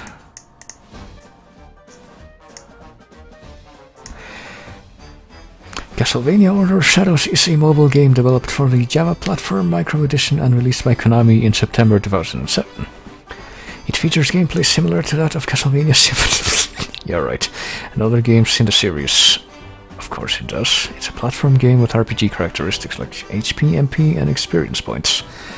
Desmond Belmont, the playable character, has also a lot of weapons to collect along the game, like axes, swords, and hammers, besides his standard leather whip. The game features the ability to swap out the existing soundtrack with songs from the original Castlevania. I did not figure out that ability. The plot is that Desmond Belmont and his two sisters, Zoe and Dolores, search Dracula's castle for a cult called The Order that is trying to resurrect Dracula. The game takes place in the late 17th century and is a side story to the official canon, and thus not part of Koji Igarashi's official timeline. Well, there's a shocker.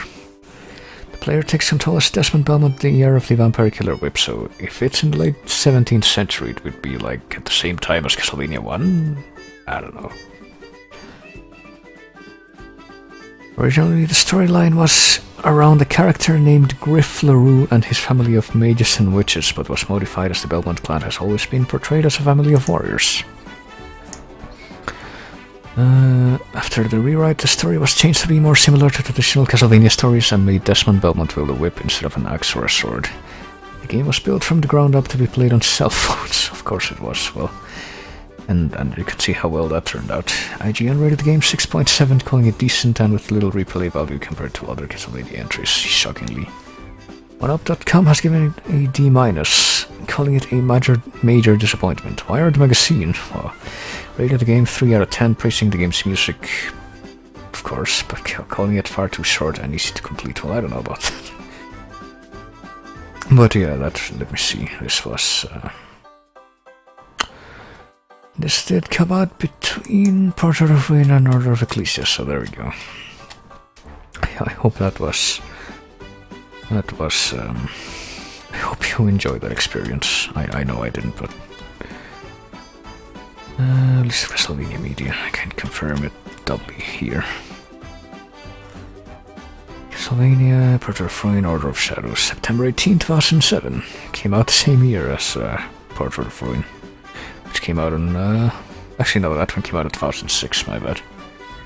What Order of Ecclesia, which was the final Castlevania in the traditional style, well, Metroidvania in the traditional style, was Order of Ecclesia, which released on October 2008. It released 2 days earlier in North America than in Japan, surprisingly, but that's what we'll be looking at next, and that's an actual good game, so I think I'll just let this song play me out here, so... I'll see you some other time. I'm not gonna say Wednesday, although it might be Wednesday, because, you know, whenever I say that, something comes up and I have to not do that, but I'll see you soon enough with the next part of the marathon and possibly more Terraria, so good night, because I'm hungry and I should eat something and I haven't eaten anything all day, come to think of it, so I should probably do that. And I will see you next time. Well, I should stream this game too, hadn't time, it's really good. But I'll do that when I'm done with the marathon, I think. As long as... well, some other stuff that I have in mind, but we'll see.